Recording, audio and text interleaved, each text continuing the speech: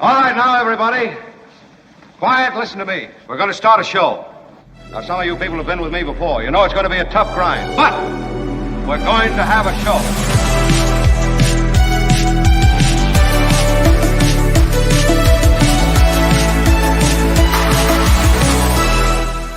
And hello, all. Yes, it's great to have everyone in the mix. Look at this. Today, Albert is here. Albert, thank you. Normally, he's not here on a Tuesday, but Albert does make an appearance today wearing his impressively gleaming white shirt, which is, I don't know if that's a statement, but it's a, I find it oddly attractive. It is attractive. There's never been anything like this. Yeah. I took one look at it and thought that white shirt would last 2 minutes at my house. And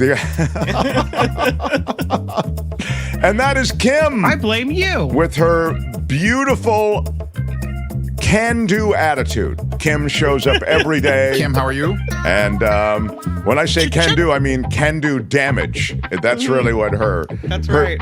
She likes to stir the pot these days, Kim does, and I like blame that. you. I like the pot stirred occasionally, so it all works out. Well, there's a lot to get to today, and special guests to do it. David Cay Johnston, the Pulitzer Prize winner, will be here. Pat Thurston, the former KGO talk show host. She will come through. Also, Jefferson Graham talks tech.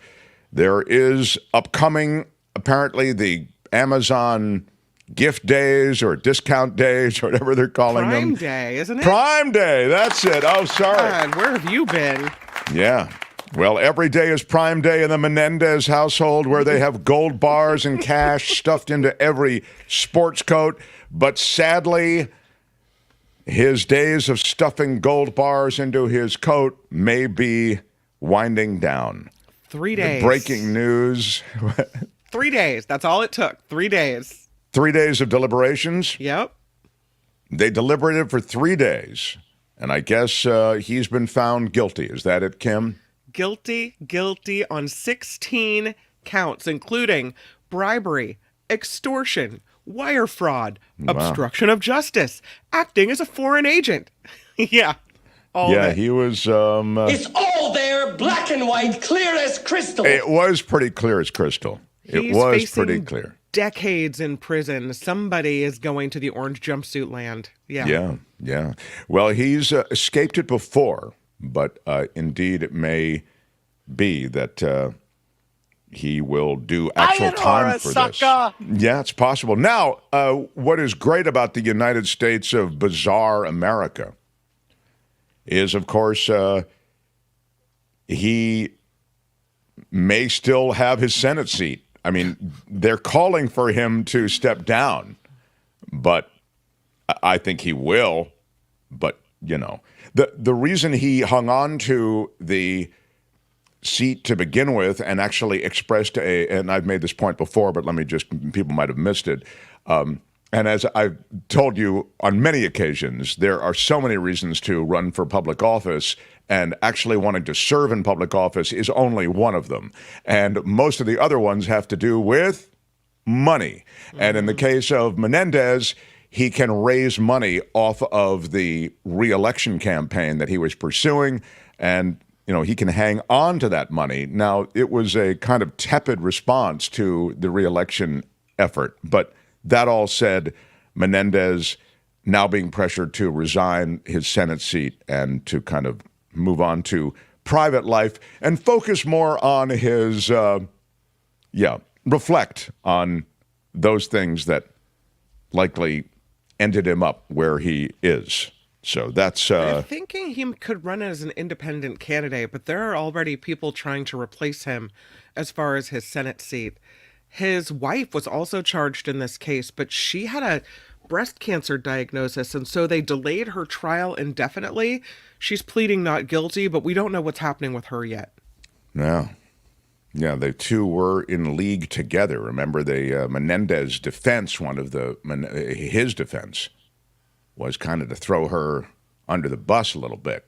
Now, not completely under the bus, maybe under just like one wheel of the bus, but it was Look, I've said it before. Sometimes when you want stuff like a high-end Mercedes and some walking around money, and you look around, there are no other options but to make a deal with foreign power. I mean, that's it, and a lobbyist.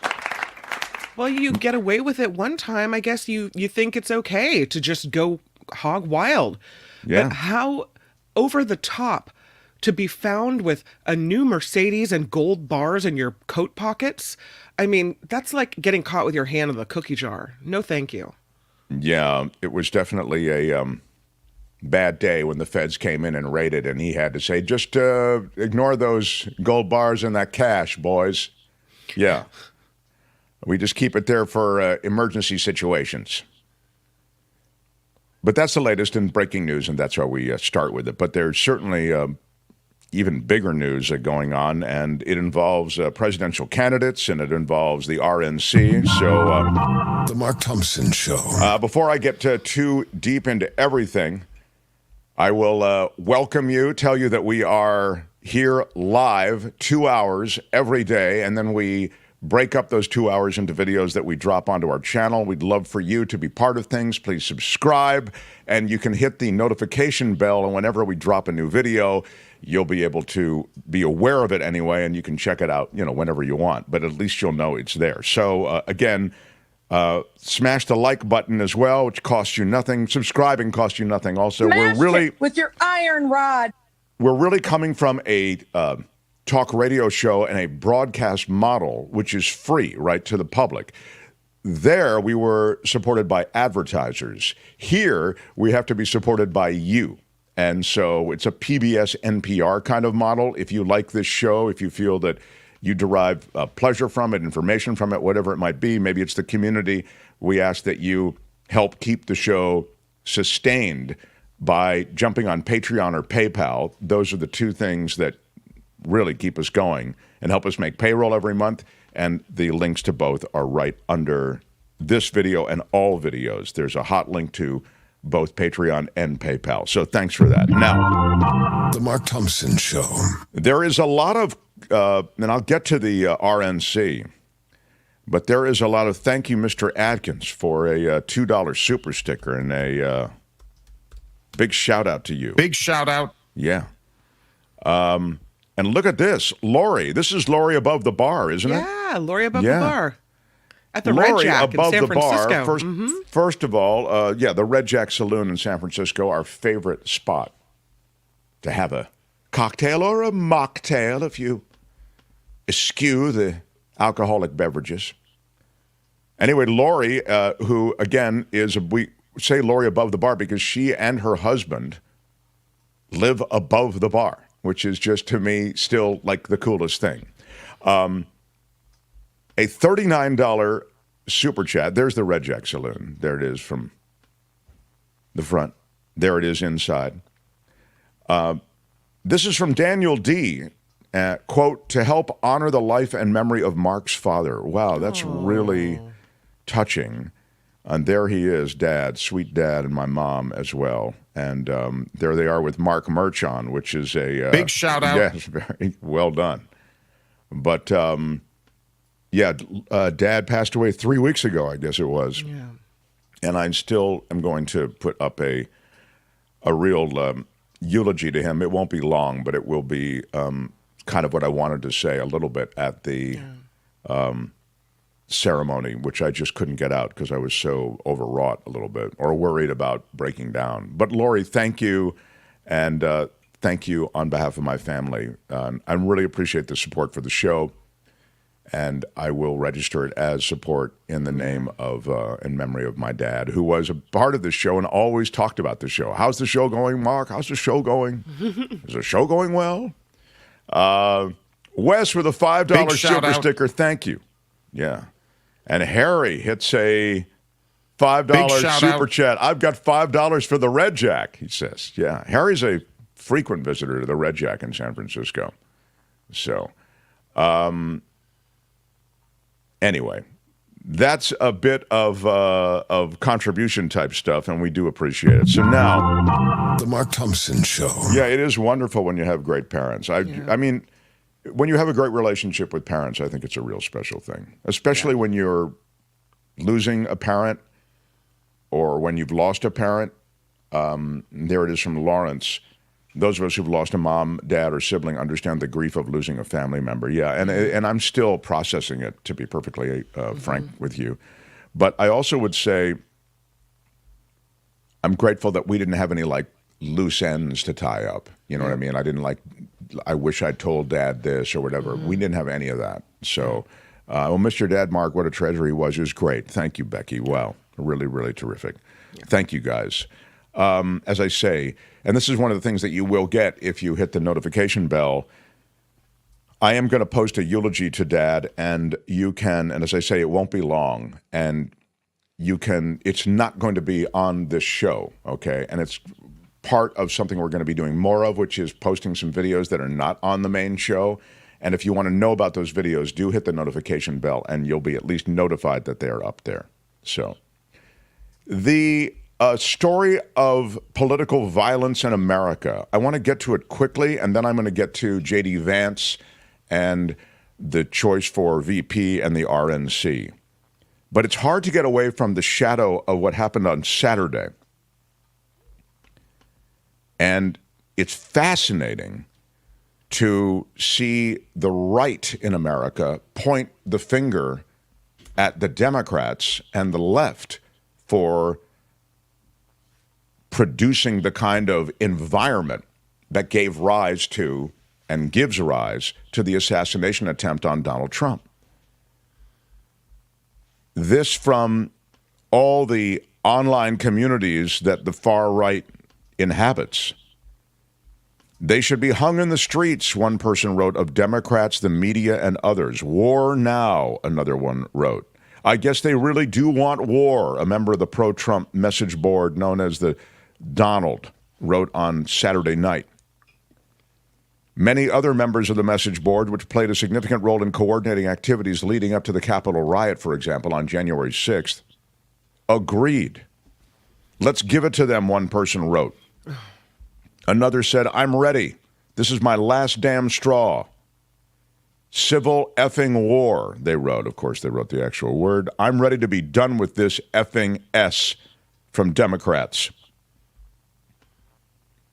This article and these pieces and much of this comes from Wired magazine, by the way, just if you're wondering my source on this. They've been trying to take this guy out since he's been in office. Too bad for them, they missed. Probably their only shot at this failed attempt because they're about to really see what happens when you poke the bear far too long. F the DNC, F the rhinos, F the FEDs, and F the MSM. They should all be hung in the streets. I don't know what all those stand for. I don't know what FED stands for, Albert. What does that stand for? Feds, maybe? The Fed? Oh, the feds. Is that what he means? Probably. Okay. I don't know. They were mad at the federal government. Well, you know, rhinos, Republican in name only, Right. and so feds is feds, and MSM is mainstream media, and DNC is, Got it. Democratic National Committee. Okay. War now. They don't want to live and let live.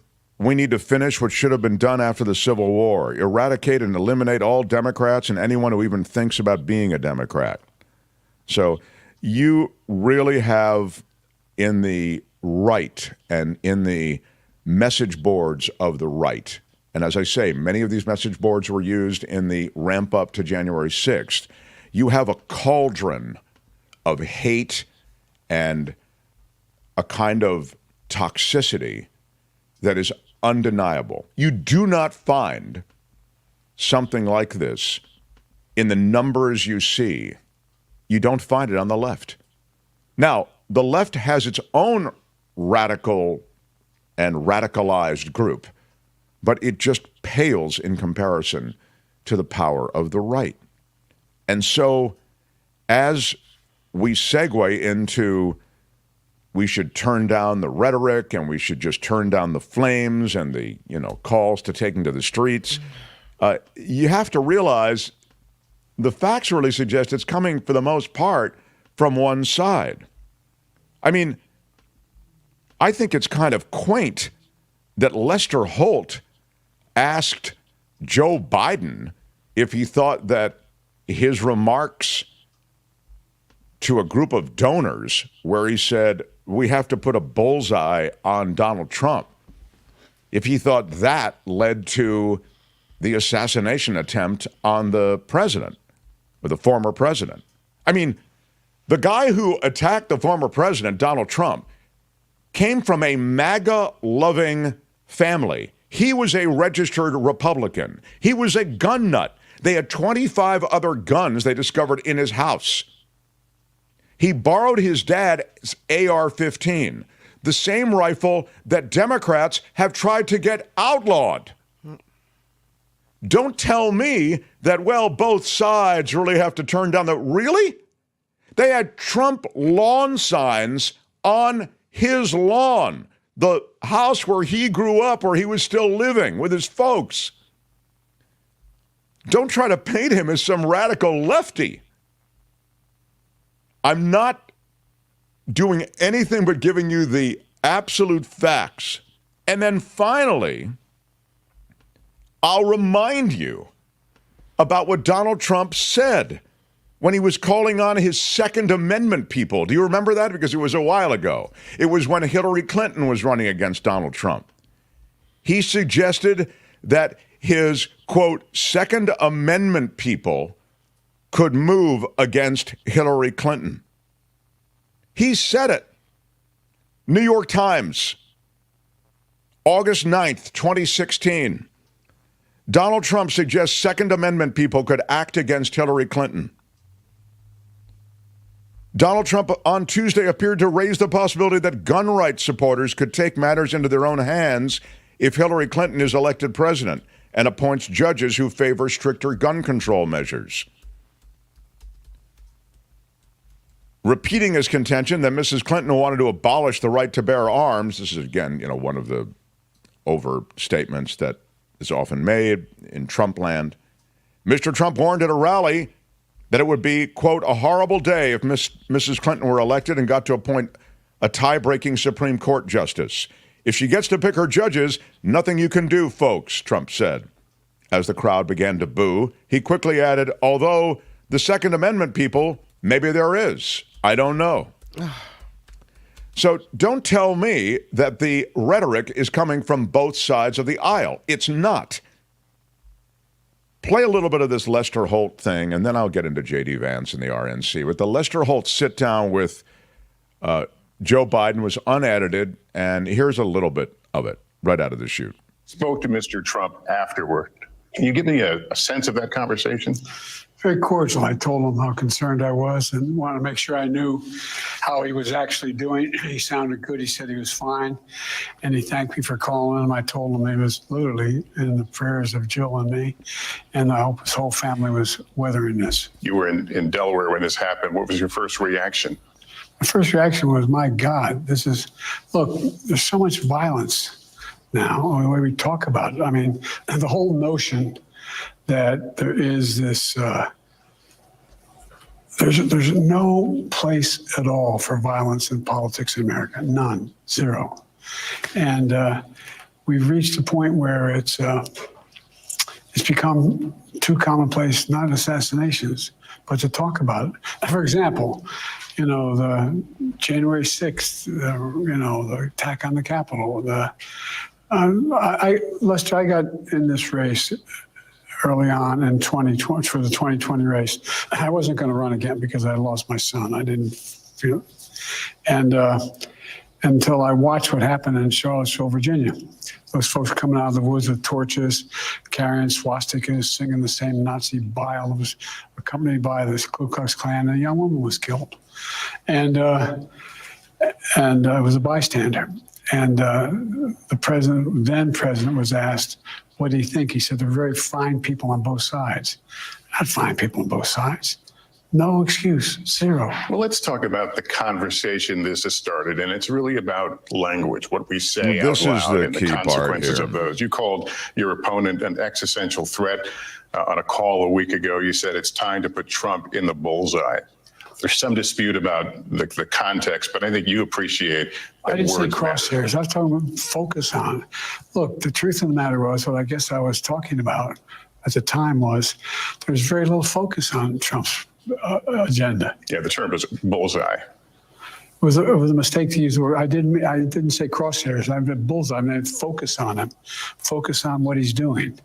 Focus on his policies. Focus on the number of lies he told in the debate. Focus. I mean, there's a whole range of things that look. I'm not the guy that said I want to be a dictator on day one. I'm not the guy that refused to accept the outcome of the election. I'm not the guy who said that one accept the outcome of this election automatically. You can't only love your country when you win. And so the focus was on what he's saying. And I mean, the idea. But have you taken a step back and done a little soul searching on things that you may have said that could incite people who are not balanced? Well, I don't think, look, how do you talk about the threat to democracy, which is real, when a president says things like he says? Do you just not say anything because it may incite somebody? Look, I've not engaged in that rhetoric.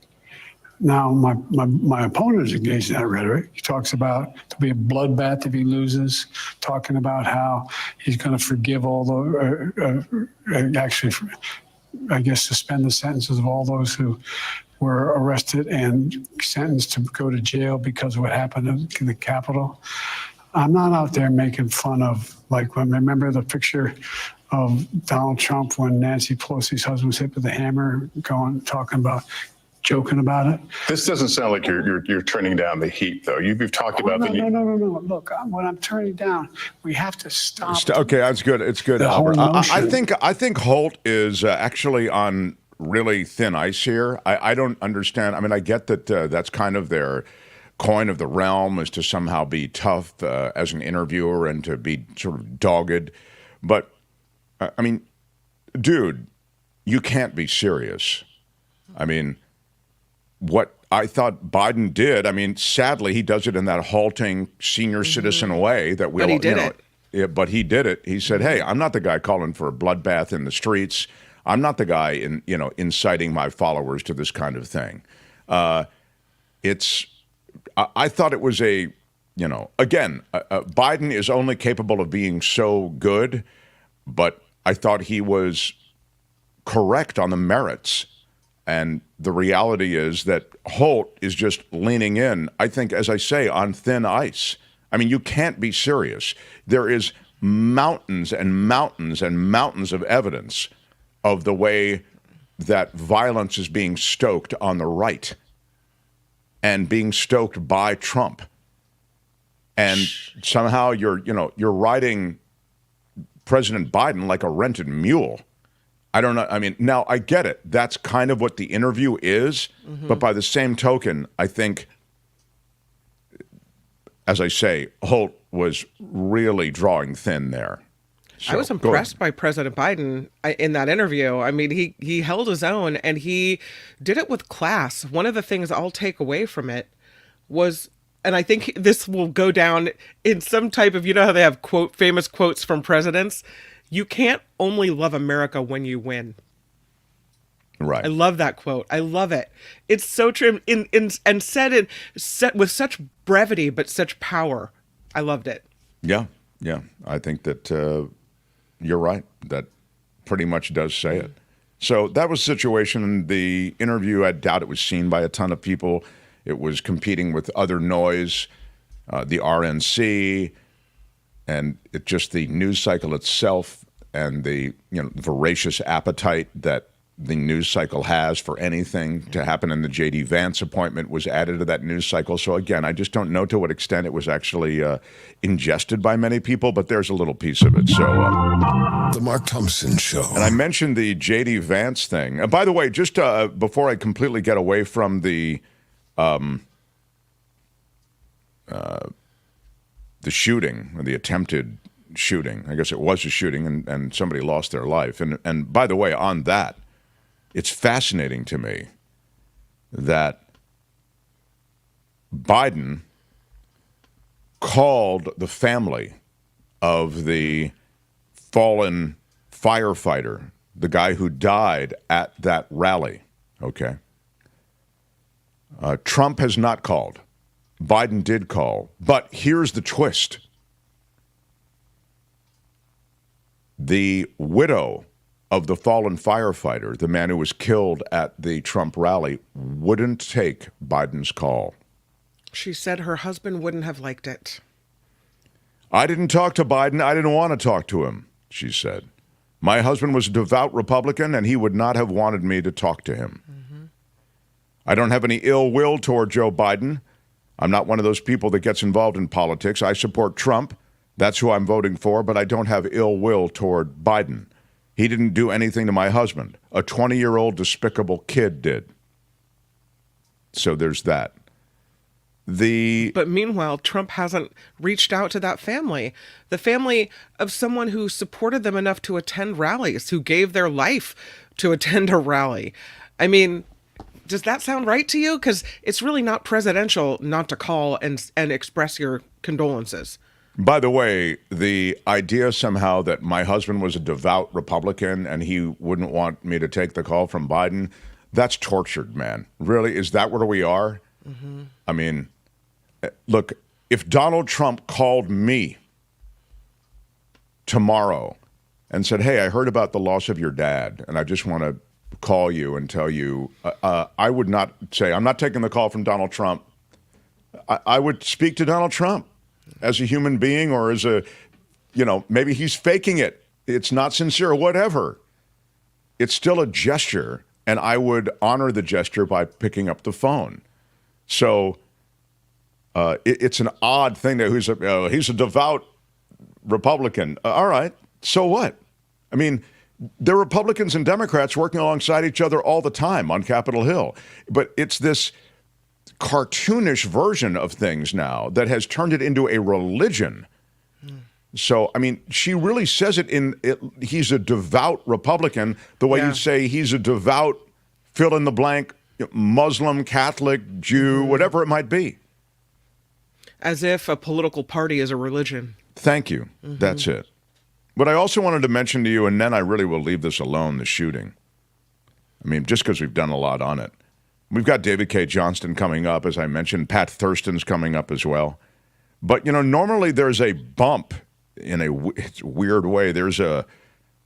You get like this bump from something like this, being involved in an incident, cheating death like this. Trump has not gotten a polling bump from it. There's been no post-assassination attempt bump. I'm looking for the actual stuff. I can't seem to find it. I've got so much stuff in the show today. But that's the essence of it. He just didn't get it. So, again, a weird one. Now, I want to talk about JD Vance. I want to talk about the RNC. This move to the right is pronounced. In fact, The Mark Thompson Show. I would say the choice of JD Vance as his running mate flies in the face of a lot of typical decision-making that goes into what running mate might be chosen. Typically, in the past, a running mate brings something to the ticket. Either the running mate balances the ticket, like if the one guy is super radical, the running mate oftentimes can be seen as a balancing force, more moderate, okay? Far more typical is that the running mate adds a state to the ticket that would be now winnable for the ticket. You don't have that in Trump because Trump's going to win Ohio anyway. So what he did was something quite interesting, I think. He went for a guy, this is very on brand for Trump, who is great on TV. JD Vance, and I've told you this, he is a great spokesperson for whatever he's talking about.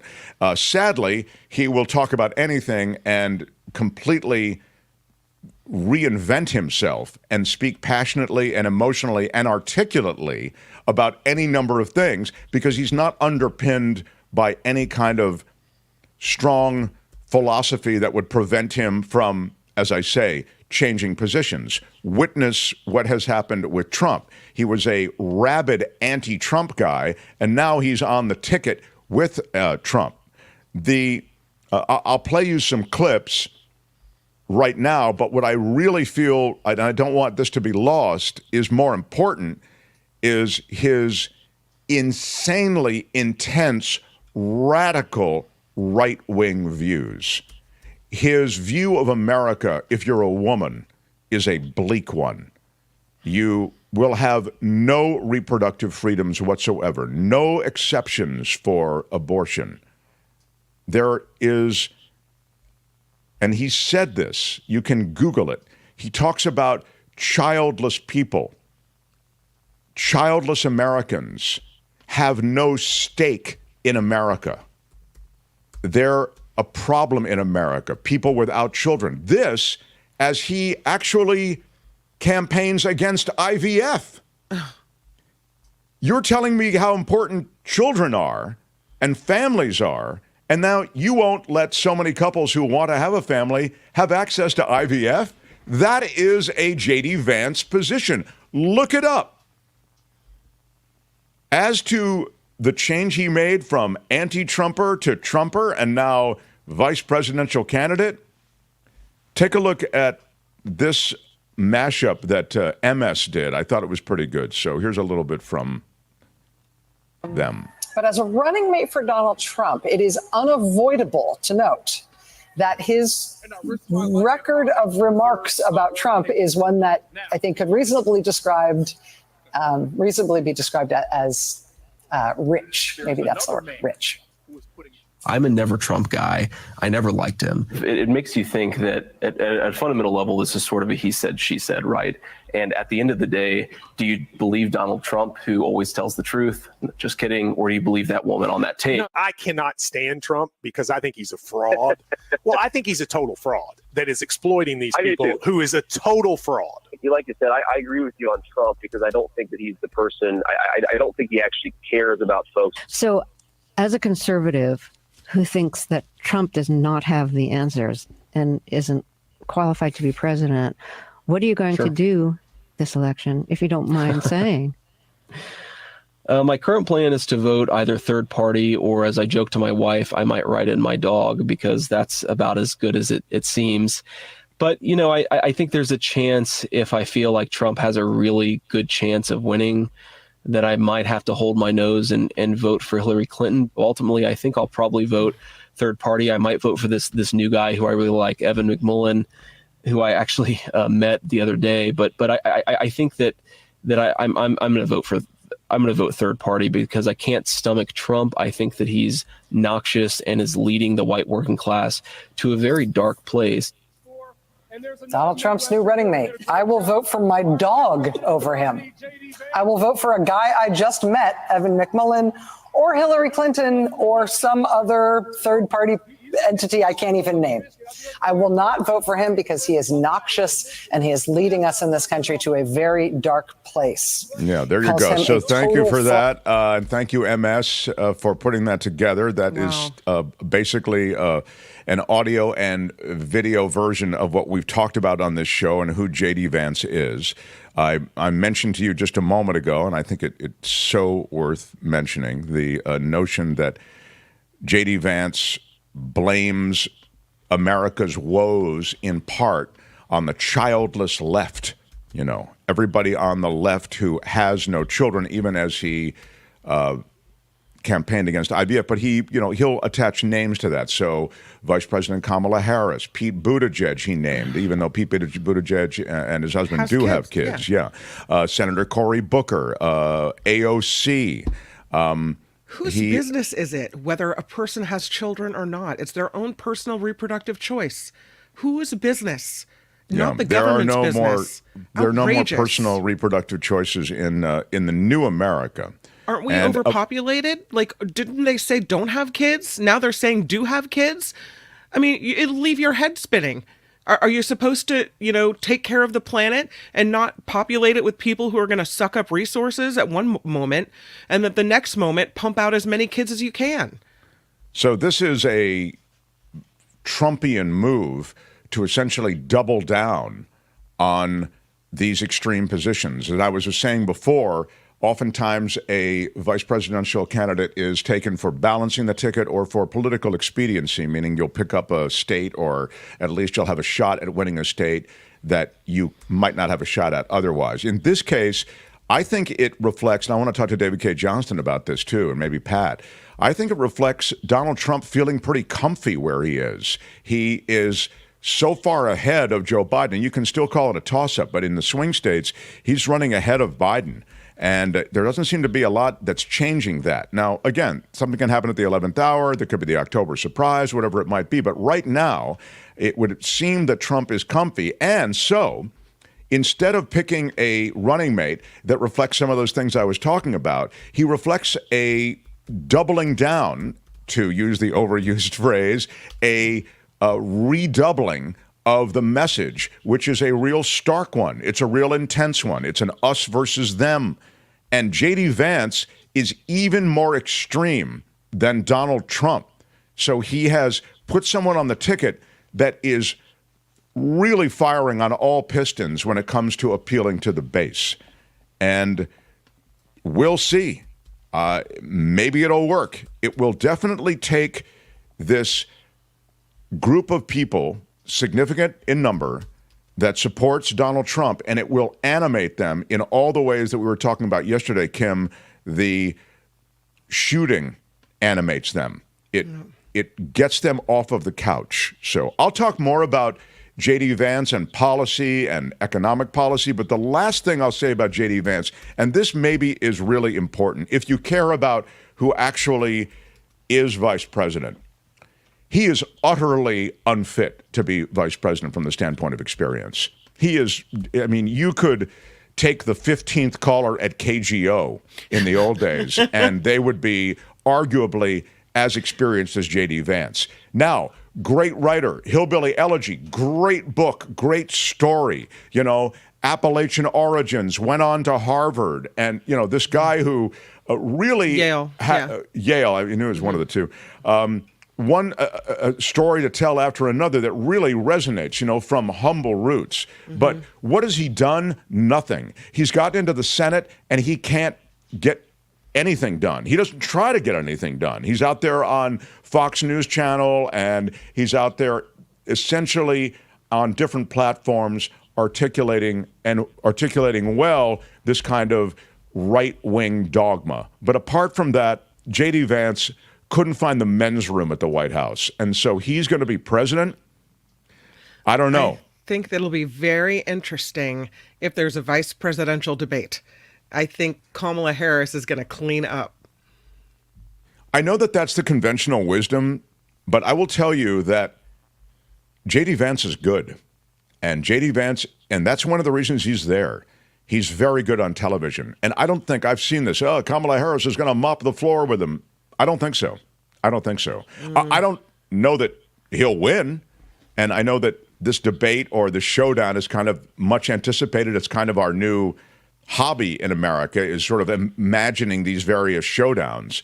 But the reality is, I think JD Vance is strong, and he's not going to take a standing 8 count. He's going to go down swinging. So maybe Kamala wins, but she's certainly far more competent than is JD Vance. And when it comes to actually sitting in the Oval Office and making decisions, I think Kamala Harris is much more even-tempered, much more even-handed, and just more of a student of the office than is JD Vance. We should make a bet. Not a bet for money, but like a bet where one of us has to issue the best apology ever. So if Kamala wins, you have to apologize, and if Vance wins it or somehow comes away the victor in that debate, then I'll have to apologize. Yeah, I mean, happy you know me. I don't some type of I don't shy from any bet. So anything you want to anything you want to put together, I'm sorry. I'm totally on it. But I want to be clear, because you oftentimes do this, Kim. Sadly, you take my words and you somehow twist them. Oh, no, it's all on tape. It's all on tape. I know, and so maybe you'll go back and look at the tape. I just said, now she may win the debate, But the idea somehow that she's going to mop the floor with him, no way. JD Vance, no one will mop the floor with him. He's too good, and he's too smart, and he's too gifted when it comes to media. That's one of the reasons he's there. But back to the bet, I'm very happy to make a wager of any kind on anything. Will Kim, Mr. Predicto, will Kim make an actual wager about the vice presidential debate? Let's ask Mr. Predicto. Mr. Predicto, please. Everything points to no. Yeah, What? I didn't think so, Kim. You're all show and no go. Mr. Predicto says you're not going to make it. Ready to lay it down. Yeah. I don't know. Anyway, I think you should apologize already. I think I misspoke. Yeah, I think you maybe want to get apology started. Load up that apology. I'll have to get to work writing it. Let me read this. Flo says, first of all, big shout out. Big shout out. Thank you for the super chat. For a $5 super chat, this cat Vance, man, seems to be the real fraud. Not his story, but all else. He is tough. When are Democrats going to campaign like Rocky in a big fight? See, Flo, I'm with you. I think the Democrats are a little too polite sometimes. Look how he spoke to Gold Star families. Yeah, he doesn't care about his supporters. No contendo. Thank you for the $5 super Big chat. shout out. Yeah, the idea somehow that he's got the military is always fascinating to me, since he's he's on more than 10 occasions he has insulted either Gold Star families or members of the military. And I'm talking about everyone from generals to general service people. So it astounds me. All right. Smash the like button. Smash it like a boss, and we continue. The Mark Thompson Show. On Tuesdays, we get visits from this guy, the former USA Today tech writer. He now goes off and does his own thing. I like to keep him on tech. He has his Photo Walks TV now, where you can get everything. He comments on tech. He comments on taking pictures. It's like a travelogue thing. But I like him on tech, damn it. And that's why when he comes on, I try to keep him on tech and try to keep him on point. I don't let him stray. How about it for the great Jefferson Graham, everybody? Hello. Look at you, Mr. Staying Casual in your T-shirt. You look good. Yeah, summertime, right? Yeah, very nice. Girl, you just woo. Yeah, girl, you look good. Now, let me ask you about Prime Day. Yeah. What is that today? Today. It started today. Sale. Gotta buy. Black Friday. Bargains galore. And if you want to save $2 or $3, you know where to go, Amazon.com. Now, there are actually some deals there if you like Amazon products. If you haven't gotten a Ring doorbell, It was $100. It's now $50. That's pretty good. And then all the other Amazon products are priced, if not half price, they're pretty good. The Fire TV streaming, which is $50, is now $5. So that's good. The big thing is, are you looking for anything? Is there any? Most people don't know what they want, and so it's kind of hard to go on Amazon and look at all the crapola that's there with the $3 off and stuff and get really excited. But if you were looking for something, you might just go there and see if stuff was on sale. I did a piece today about road trip accessories, and for the heck of it, I just went in there and checked all the things, and there were $2 off and $3 off and $5 off.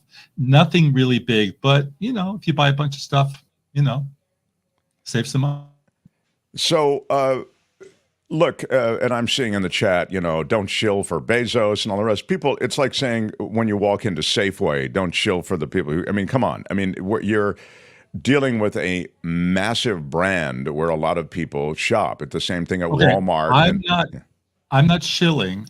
They created a fake holiday in the summertime called Prime Day to boost sales. And lo and behold, every time they do it, they say they just hit a record. More people bought more stuff on Prime Day. So I'm just saying They're doing it, and then Walmart and Target and Best Buy are matching, and they're doing deals too. So they've all made this little summer doldrums into a sales holiday. Whether you'll actually save anything is another question, but they're certainly doing it. Only do it if it's something you've already been waiting to get, says teacher Lori G. Don't just browse. Look at your savings. Oh, look at your save for later list to see if there's something on there that, yeah. It's kind of what you're saying, Jeff. You're saying that you can find little bits and pieces here and there, but look for the stuff that you've kind of been keeping an eye on and see if that's discounted. Sort of is what you're saying as well, right? I wanted a new suitcase for my travels. Me too. And what did you find? It's from a company called Nomadic. Yes. They sell for $400. Yes. And I got a text today saying 30% off if you click this button, and it came out to $225. So, okay. That was good savings. That's great. Thank you. I'm going to buy one also. I'll forward you the text with the code. Thank you. I really love that. Thank you. Yeah, Nomadic really is a great great products, and they compress your clothes, and they let you put more stuff in your bag. Yes, I need my clothes compressed, so I appreciate that. Now, so bottom line is there are deals there, but you have to look for them. And the other bottom line, which I thought you kind of grazed, which I like, is, I mean, I'd like to just double back and ask you about it, is that it seems to have created a ripple effect, and you're saying there's savings across other platforms as well, as a result of Amazon Prime Day. Yeah. I mean, because they're all participating. And whether your favorite product is on sale. So, for instance, I talked to you last week about the AirPod and that they're $75 off. And okay, they're $75 off. That's a good thing. A week from now, they're not going to be $75 off. So if you're the one of the three people that don't have AirPods and you want them, pick them up because the sound quality is pretty good. I really like them. Speaking of AirPods and stuff like that, the iOS 18 is available for download. It's sorry? Beta download. Beta download. Okay. What's included in iOS 18, sir? Okay, so every September, Apple comes out with that bells and whistles and features to your old phone, as well as the new phone that you may or may not buy. It's a nice little thing that very few companies do. They just give you this whole new coat of paint every year. And in the summertime, they release a beta version for those of us who want to test it out that only has a few of the features, but it's there, it's free. It could harm your phone in that it could slow it down. So it's usually recommended that you put it onto a second device. As you know, I have a lot of phones around here, so I could do it without a problem. And sort of the big attraction right now is the Photos app. They've put a lot of work into the Photos app to try to make it easier to find your pictures. Some people might look at this and say, God, it's so cluttered up right now because there's all these different categories that they're creating for you and little memories and this trip and that trip. I think it looks pretty good, but a lot of people don't like change, and they'll probably want to keep things just the way they are. But if you want to give it a try, it's available as a free download. So that's what you're seeing as you look at it. You're seeing the features that are primarily concerned with the photos? Yeah, pretty much there's nothing else I'm really seeing. Apparently the messages look different when you go from iOS to Android. I'm hearing that from a friend of mine, that they're more uniform, but I'm not sure about that. The big feature of iOS 18 was supposed to be the more talkative, responsive Siri, the chatty Siri, but that's been delayed till next spring. Why has that been delayed, Jeff? You have any lines into the... Siri's been out since, is it 2011 or 2013? It has never gotten very good. And they made a bunch of promises, and apparently Siri's still not very good, and they're still working on making Siri better. Or should I say, making Siri great again. Making Siri great again. Let me ask you about something that's being commented. We have a lot of libs in our audience. I love my libs. I love my lefties. And I think, honestly, they talk a good game, but I think we actually spoke to some of them. You'll get to what I'm speaking of in a second. I think they kind of break down, but all right, I'm going to honor them with this question and ask you about Apple. People are saying, oh, the Chinese factories and the, slave labor, et cetera. Are Apple products made exclusively overseas, or are there factories here or support aspects of the chain of production that actually exist in America as well for Apple? iPhones are made at Foxconn in Taiwan. I'm sorry, not Taiwan, in Shenzhen. And I believe in Vietnam as well. They've been trying to expand. For some unknown reason, they can't figure out a way to make them here. One of their lame brain excuses once was they just couldn't train people to do the mind-numbing work to put it together, that nobody would want to do it here, but they would want to do it in China. I think it says designed in California or some silly thing on the box. So yeah, it's designed in California. The parts actually are from all over the world, but they're all assembled in China. Yeah. That Foxconn is no party. It's a pretty bleak place. But look, they're the dominant brand. You saw Apple. I think is it close to the richest company that there is? If not, I think there's three of them now, yeah. right? There's Top NVIDIA, exactly. Microsoft, and Apple. Exactly. Yeah, top three. So remember the old days of Silicon Valley in the 80s where it was all promise. It was all, you guys don't get it. This is going to explode. This is going to be big. And it just took a while. But wow, it's happened. It's happened. All right. Well, I'm excited about this iOS 18 because I want to get some AI to organize my photos.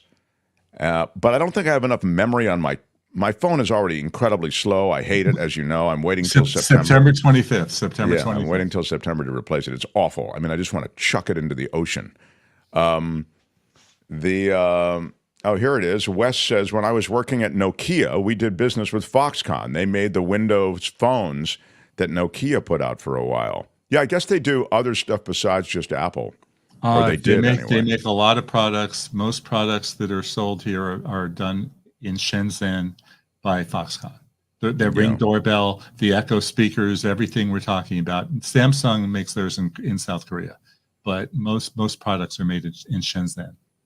Yeah. I get this occasionally that Apple is a cult.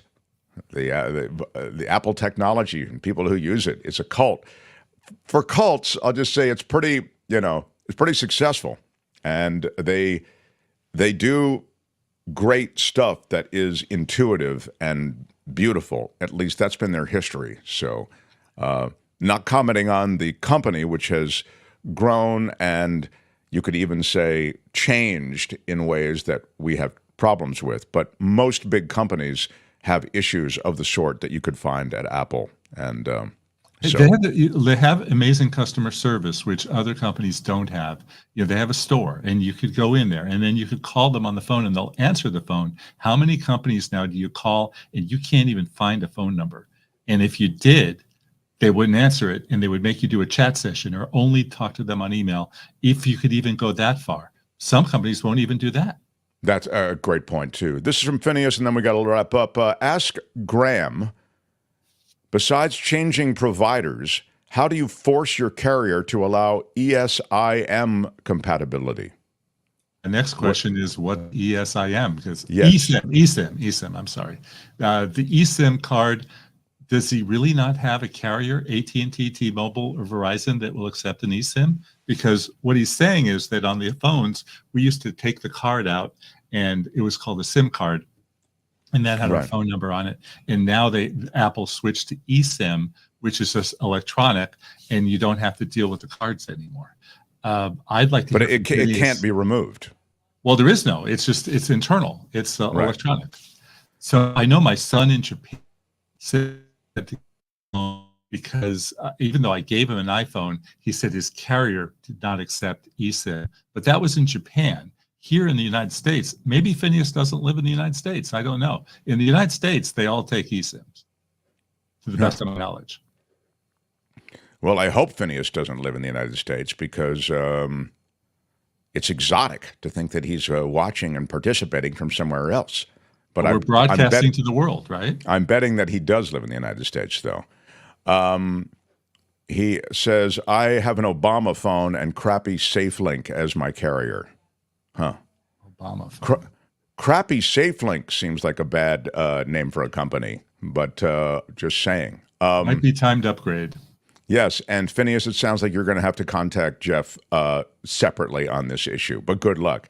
Jefferson Graham is at jeffersongraham.substack.com. No, but photowalkstv.com. I was going to say, I thought that's changed. Can we not change the banner? How dare you? Who do I blame on this one?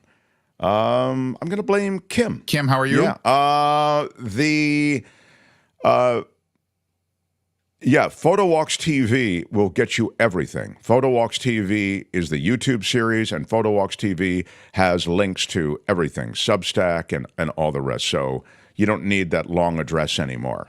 I'm also going to blame Albert on that. Albert, thank you. Although he's not normally here on Tuesdays, which is why it's hard to blame Albert. But anyway, photowalkstv.com is where to find the great Jefferson Graham. Jeff, thank you, and happy Amazon. Thank you. Let's go shop. Shopping day. So, yeah. Right on, buddy. See you, man. Jefferson Graham, everybody. I love it. I love it. The Mark Thompson Show. Yeah. Phineas had a very specific issue, it seemed, Albert, with the eSIM card. I didn't even really follow it. I feel like you're our international traveler. Do you have an eSIM issue, or you have an Android, I'm betting, right? No, I have an Apple product, but there's a lot of options that you could use when you're abroad, and a lot of carriers have like this $10 a day type of thing. Mm-hmm. Depends on. I think T-Mobile's just free international. So if you want T-Mobile, I think that's I believe free. It comes to you with your normal plan. Yeah, we have $10 a day through Verizon. I think is our carrier. But yeah. David Cay Johnston is here. David Cay Johnston is joining us on the road, so I want to get to him. Smash the like button if you would for all the different content. Your iron rod. Try to give you some politics, a lot of politics and a lot of news. And then a little bit of tech on Tuesdays, as you just heard. But I look forward to this conversation every Tuesday. This guy's a Pulitzer Prize winner, multiple best-selling author, and he's so generous to be here on Tuesdays. He's the great David Cay Johnston. From the road Mark. today. Good to see you. Hello, sir. Wow, welcome from Newark, New Jersey, where New Orleans is visiting with its weather.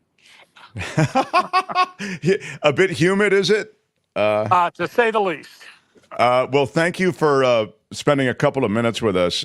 We'll try to keep it on the succinct side, but there's been so much going on. Look, let's start. I'll get to JD Vance and the RNC, et cetera, and sort of the moves being made there.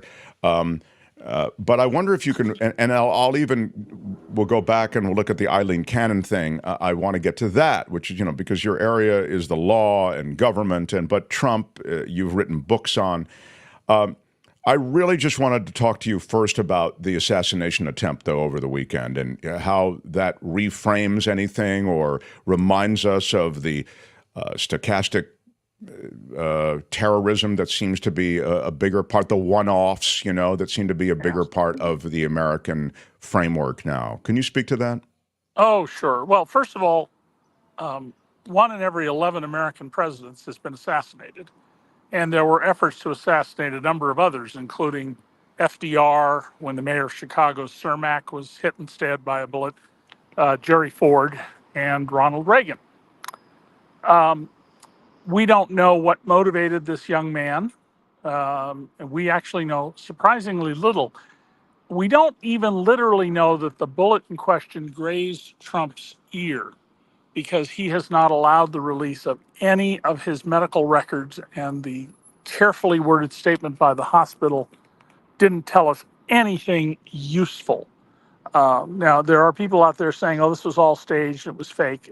Clearly not, because we have one man who's dead, who turned minute he heard gunshots to shield his wife and children, and 2 people who were injured. And by the way, Trump has not reached out to the dead man's family or the injured people.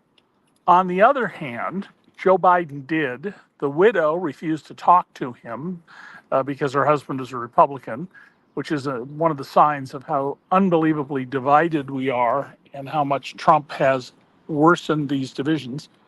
And, well, Biden, as he usually does, went to Mass on Sunday. Donald Trump, based on the photographs I'm seeing on the internet, apparently went golfing. I haven't heard him mention the person who was killed yet. Donald, as a polished entertainer, once he realized what had happened, immediately fell into, what he would do, almost as if he practiced it. He comes up, pumps his fist up, and the Secret Service agents didn't guard him completely with their bodies as they're supposed to do, suggesting he may have said something to them when he was down. I mean, we don't know, but it was a little unusual in that regard. And then finally, I would be very cautious about why didn't the government agents, either the law enforcement or the Secret Service, notice the guy crawling onto the roof of a building about 390 feet away, 400 feet. The young man interviewed by the BBC, if you listen carefully, was flailing his arms around and trying to get the attention of law enforcement.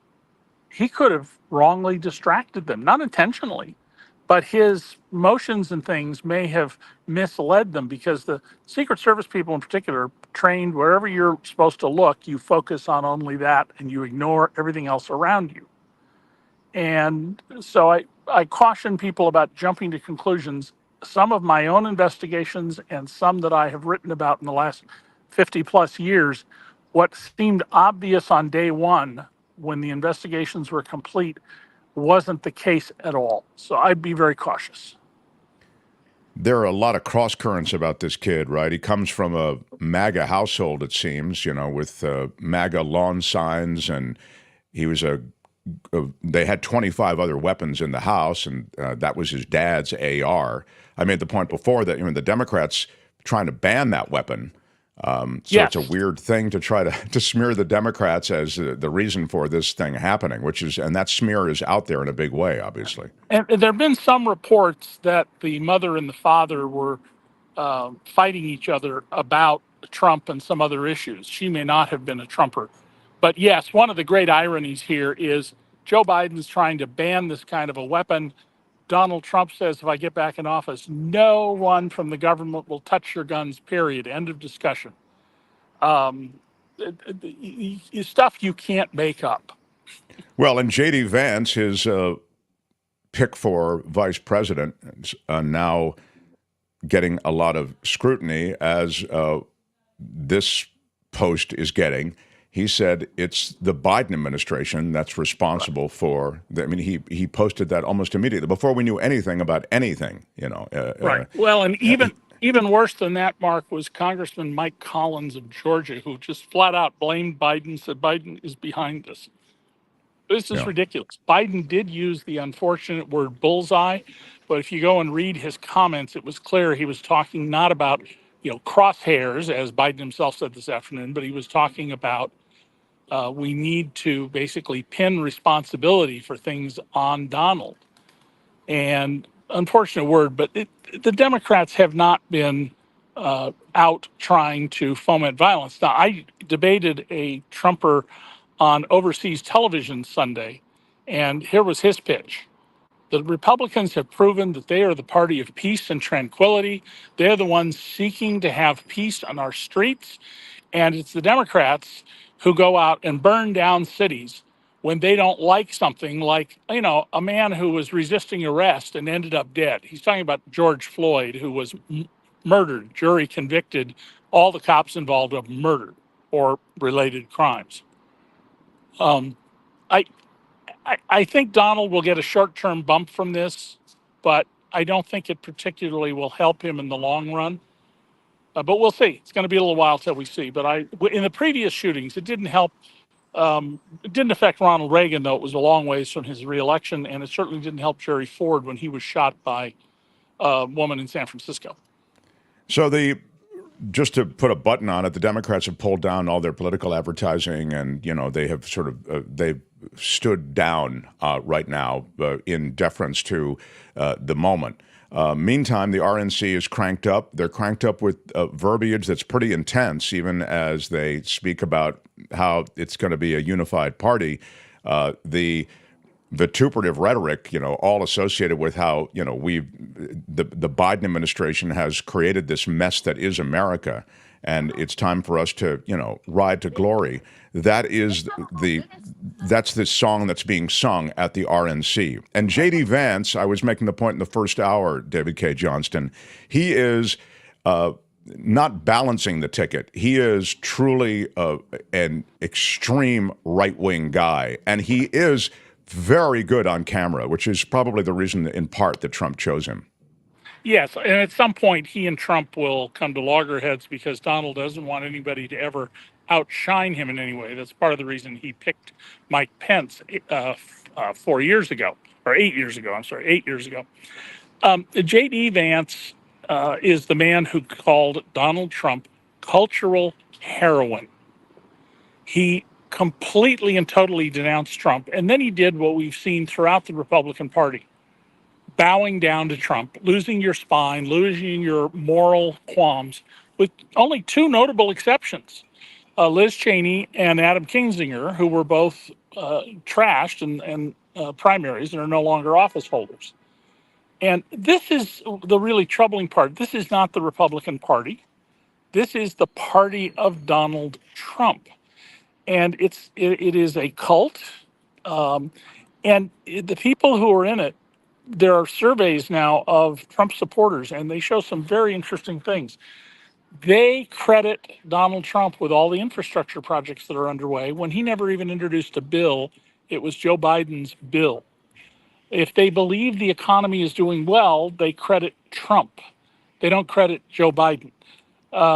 There are polls showing that pro-Trump people believe he created millions of jobs when he's only the second president since we started collecting records more than 100 years ago who left office with fewer jobs than when he came into office. So there's a real serious problem here with lies being told by places like Fox, Breitbart, Newsmax, and that are not effectively being countered by the Democrats, who have always been terrible at messaging, who do not get political marketing, won't listen to people like me who tried to show them here's how you do political marketing, and who have a long history of snatching defeat from the jaws of victory. Typically, I would say that these conventions don't really matter these days. They're not, carried the way they used to be. When I was a kid, it was wall to wall, all the networks. There was almost a built-in excitement just because it was everywhere, Right. What are the effects of this convention, the speeches, the moments, the visuals? I feel as though, and maybe this is just because of my orientation, people are a little more paying attention this year than they were in the recent past, or is that again just my perspective? What's your sense? I mean, I don't know. I haven't seen any data, but conventions don't tend to move things. And most people, if you haven't made up your mind by now about Donald Trump, you're probably not a likely voter. There's all this gloom and doom among the Democrats, who spent 2 weeks, not a few days, but 2 weeks in a circular firing squad frenzy that gave all sorts of ad material to Trump.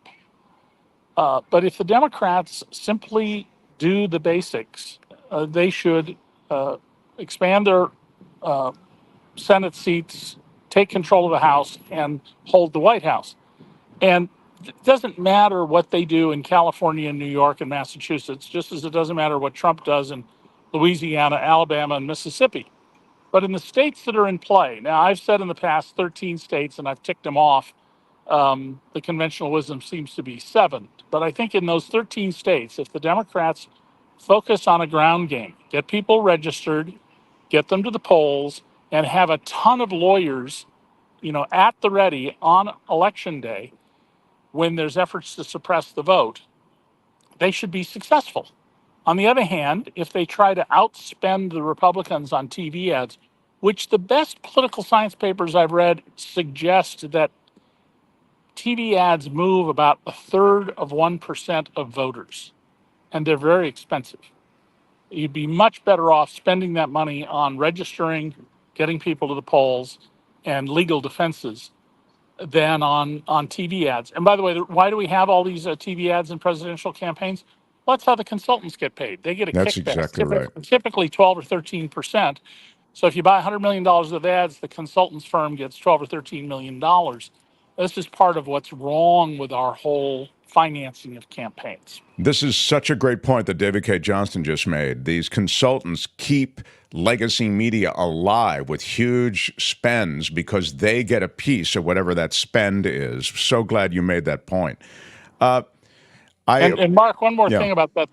The TV and radio stations charge their highest rate. If you ever check in a hotel, look at the tag on the back of the door, and it will. I stayed in one recently in California where we paid, I think, $179, but the tag said the highest rate that can be charged to this room is, and it was $700 and some dollars.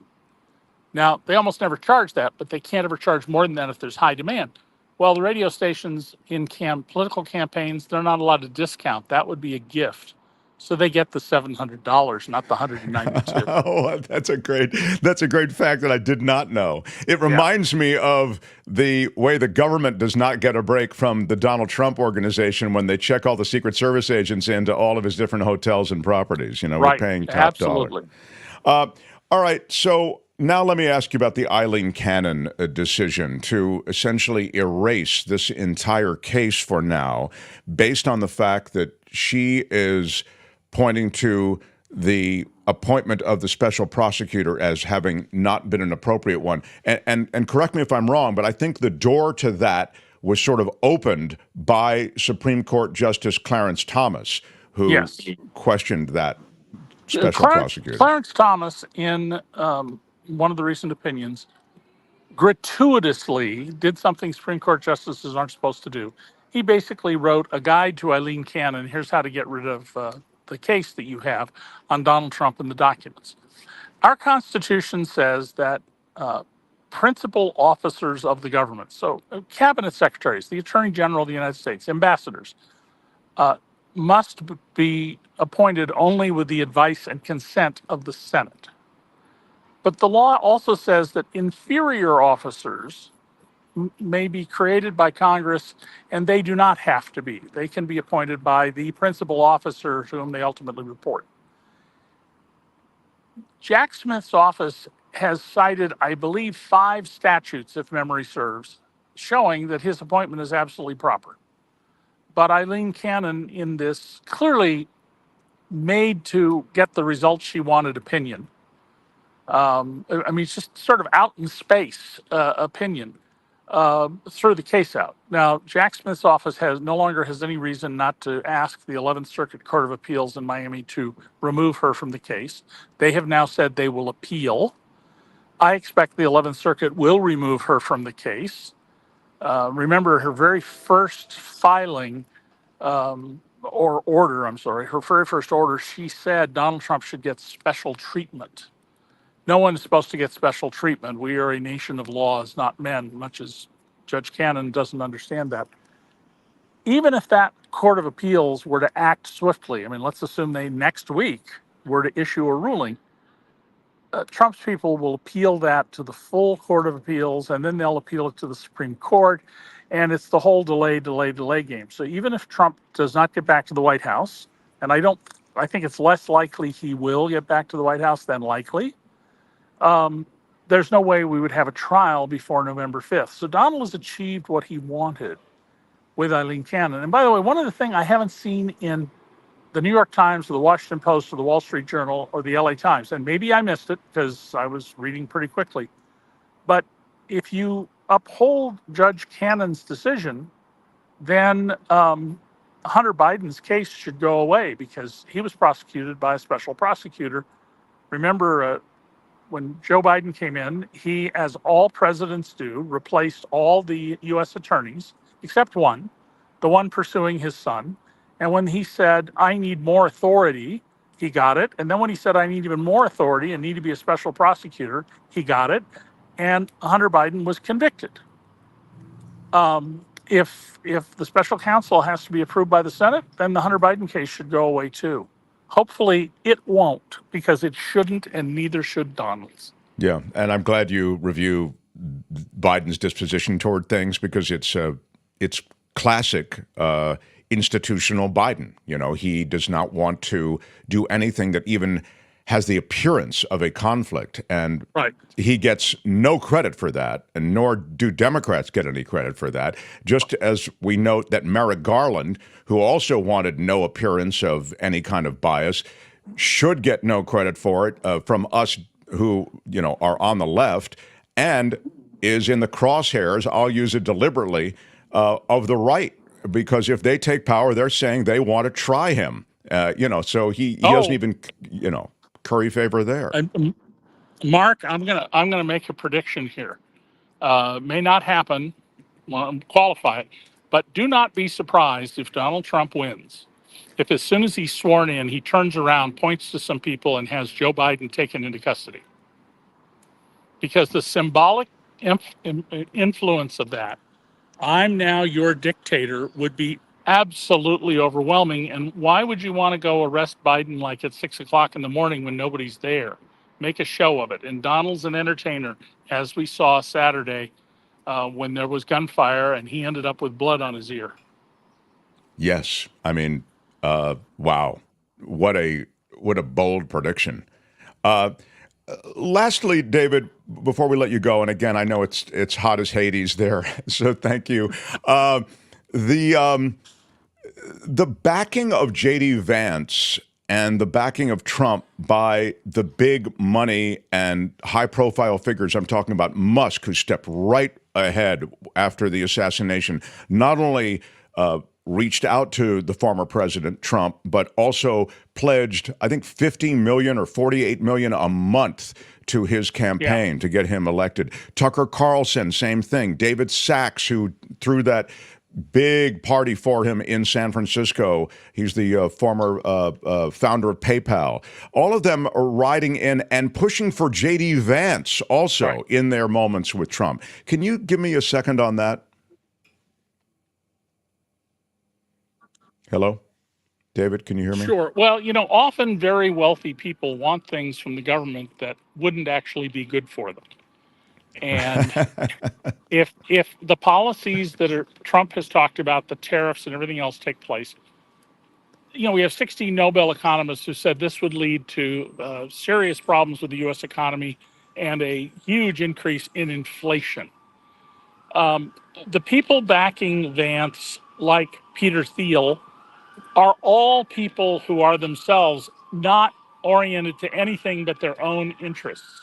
These are not people with records of showing regard for the least among us, for caring about our liberties and our freedoms, which Donald has made very clear he intends to take away. And JD Vance is a man who is as delusional and crazy as Donald. I mean, among other things, he has said that, first of all, daylight savings is causing a 10% drop in fertility among Americans. I'm sorry, what? He has made it very clear that he wants the government to control women's bodies, at least until they're menopausal. And Project 2025, which Trump is trying to push away from, even though there's video of him when it was started saying, these are the people working on the plan we're going to bring into the White House, it would ban the shipment by common carrier of any contraceptive, IUDs, condoms, birth control pills. Any trucking company is a common carrier unless it's owned by the manufacturer and only carries the manufacturer's goods. That's not how you distribute things like medicines or contraceptives. You do those on something called less than truckload trucking or contract trucking, and those are common carriers. So you wouldn't be able to go from manufacturing facility to drugstore or to the post office because it would be banned as well. I mean, the intent of JD Vance and Donald Trump is not to increase freedom. It is to impose government control. And the Democrats need to figure out, and fast, how to tell that story, not in the kind of specific policy-oriented detail that I just did, but with slogans and with repetition. The Democrats have got to learn marketing, and secondly, of course, they have to learn right now to get busy getting people registered, confirming their registrations a little before Election Day, having a ton of lawyers available, paid and volunteer on Election Day, and then actually getting people to the polls, because in every single presidential election, the number one choice voters made was not voting. Yeah, we talk about it almost every day. The couch wins in American politics. People just don't get off it. Great line. I'll let you go get some air conditioning. It's so great to see you, David Cay Johnston, and we look forward to next week. Thank you, sir. Take care. Bye, David. Right on. The Mark Thompson Show. Wow, such good stuff from David Cay Johnston. He's right. They also need some good surrogates. The Democrats need some good surrogates. I get it. Want to get the president out, want to get him talking to Lester Holt, want to get him talking to the other Lester Holts, want to get him out to various rallies. Yeah, but this just in, he's not great. I mean, I don't think he's Weekend at Bernie's the way everybody's talking about him. I do think he was checked out for a part of that debate or whatever he did. You know, that was, I think, a reasonable bust on him. But he's at his best, just not, necessarily the best campaigner. As I've said before, that has nothing to do with governance. It has to do with campaigning. But if the Democrats want to win, you got to get some people out there like Barack Obama who can really be the kinds of surrogates who whip a crowd up, get enthusiasm going. And then, as David says, do the heavy lifting, which is associated with getting out the vote and getting attorneys in place. In fact, we're going to talk about the Republicans, and they have serious plans where they've marshaled 44,000 lawyers, and they're going to spread them across the country for Election Day. They are ready to go with challenging results even before the count has started. We'll talk more about that in the days to come. But it just speaks. Not wild? Like the vote even hasn't even happened yet. Yeah, and they're already planning to turn it back the other way. Sure, the apparatus is in place to go after the results. So. Wow. Smash the like button. Don't do it for me. Do it for David Cay Johnston. Smash it with your iron rod. Yeah, give us a thumbs up. It helps us in the world of YouTube. The love of my life is coming up. I can't believe it. We've been kept apart for so long. She's already here. I can see her little face. Well, she has to wait for your news to be done. And then we will bring on the awesome Pat Thurston. Yay. Yeah, she is terrific. Kim loves her. I love her. You love her. Mm-hmm. And if you don't know Pat Thurston, you will love her also when we get done speaking with her. I'm seeing your comments. I'm reading your comments. We'll try to get to some of those as well along the way. Again, smash the like button. With your iron thumbs rod. up helps us in the algorithms of YouTube. That's the way it works. Kim's news, and then we'll talk to Pat. Mark Thompson Show. The Mark Thompson Show.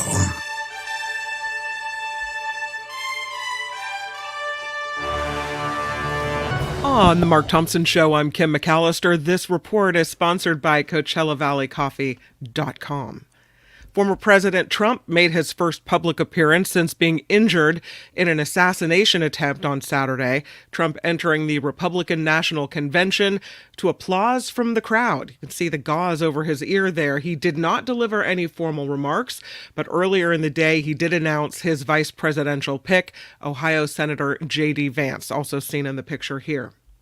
There's a leaked video of a call between former President Trump and an independent presidential candidate, Robert F. Kennedy Jr., including what was said during President Biden's phone call to Trump after the assassination attempt.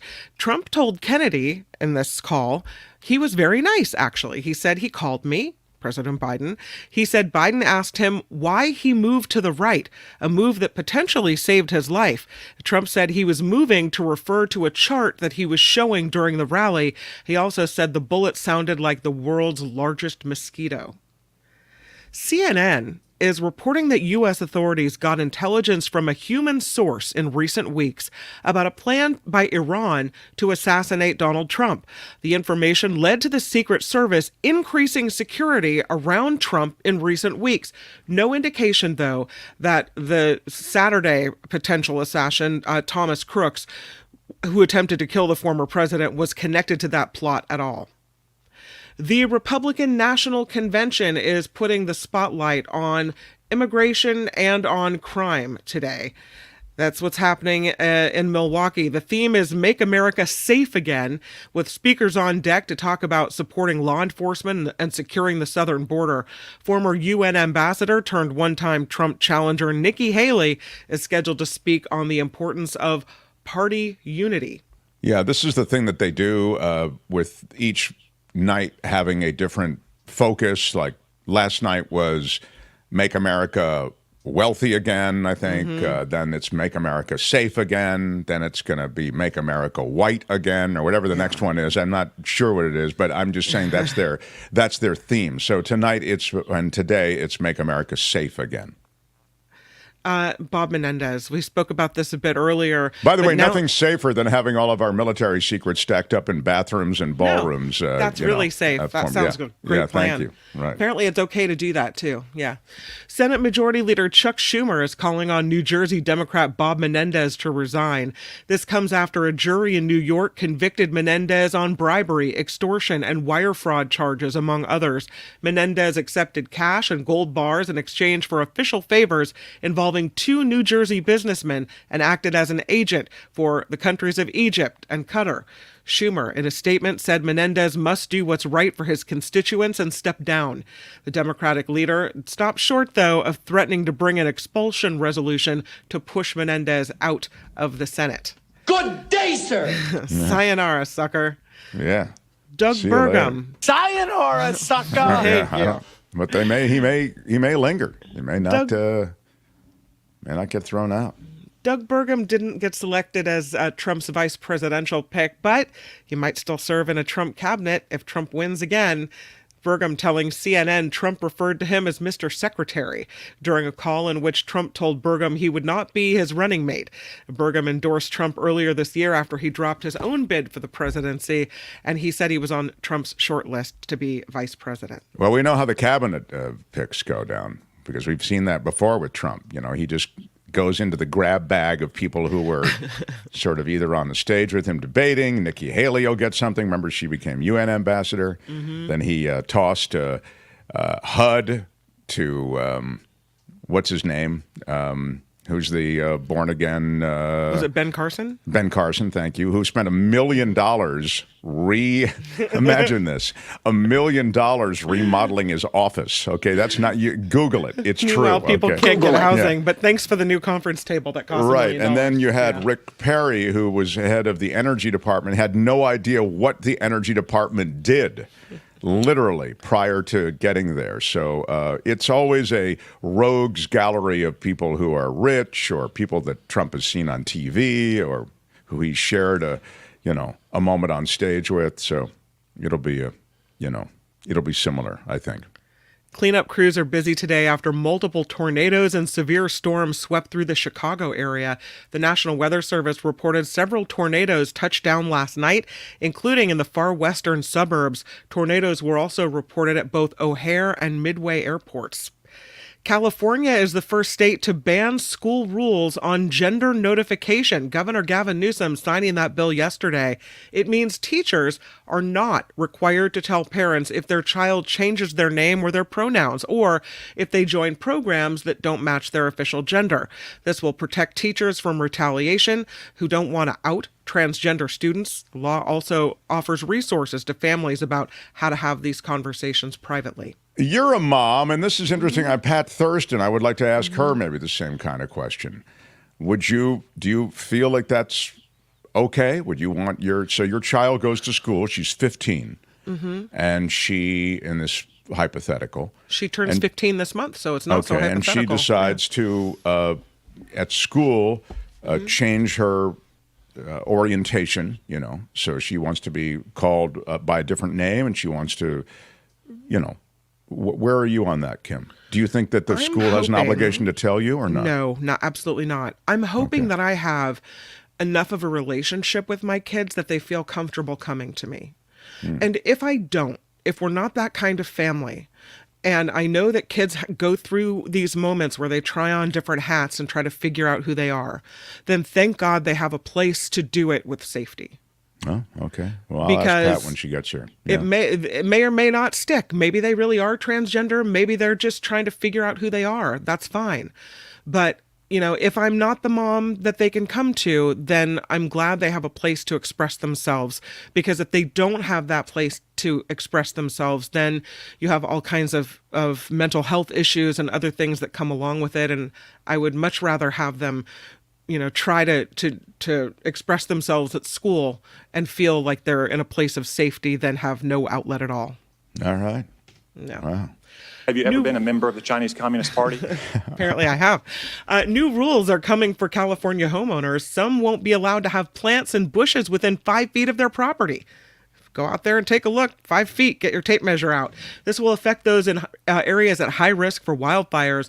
The State Board of Forestry and Fire Protection finalizing the changes. They expect to discuss them before the end of the year.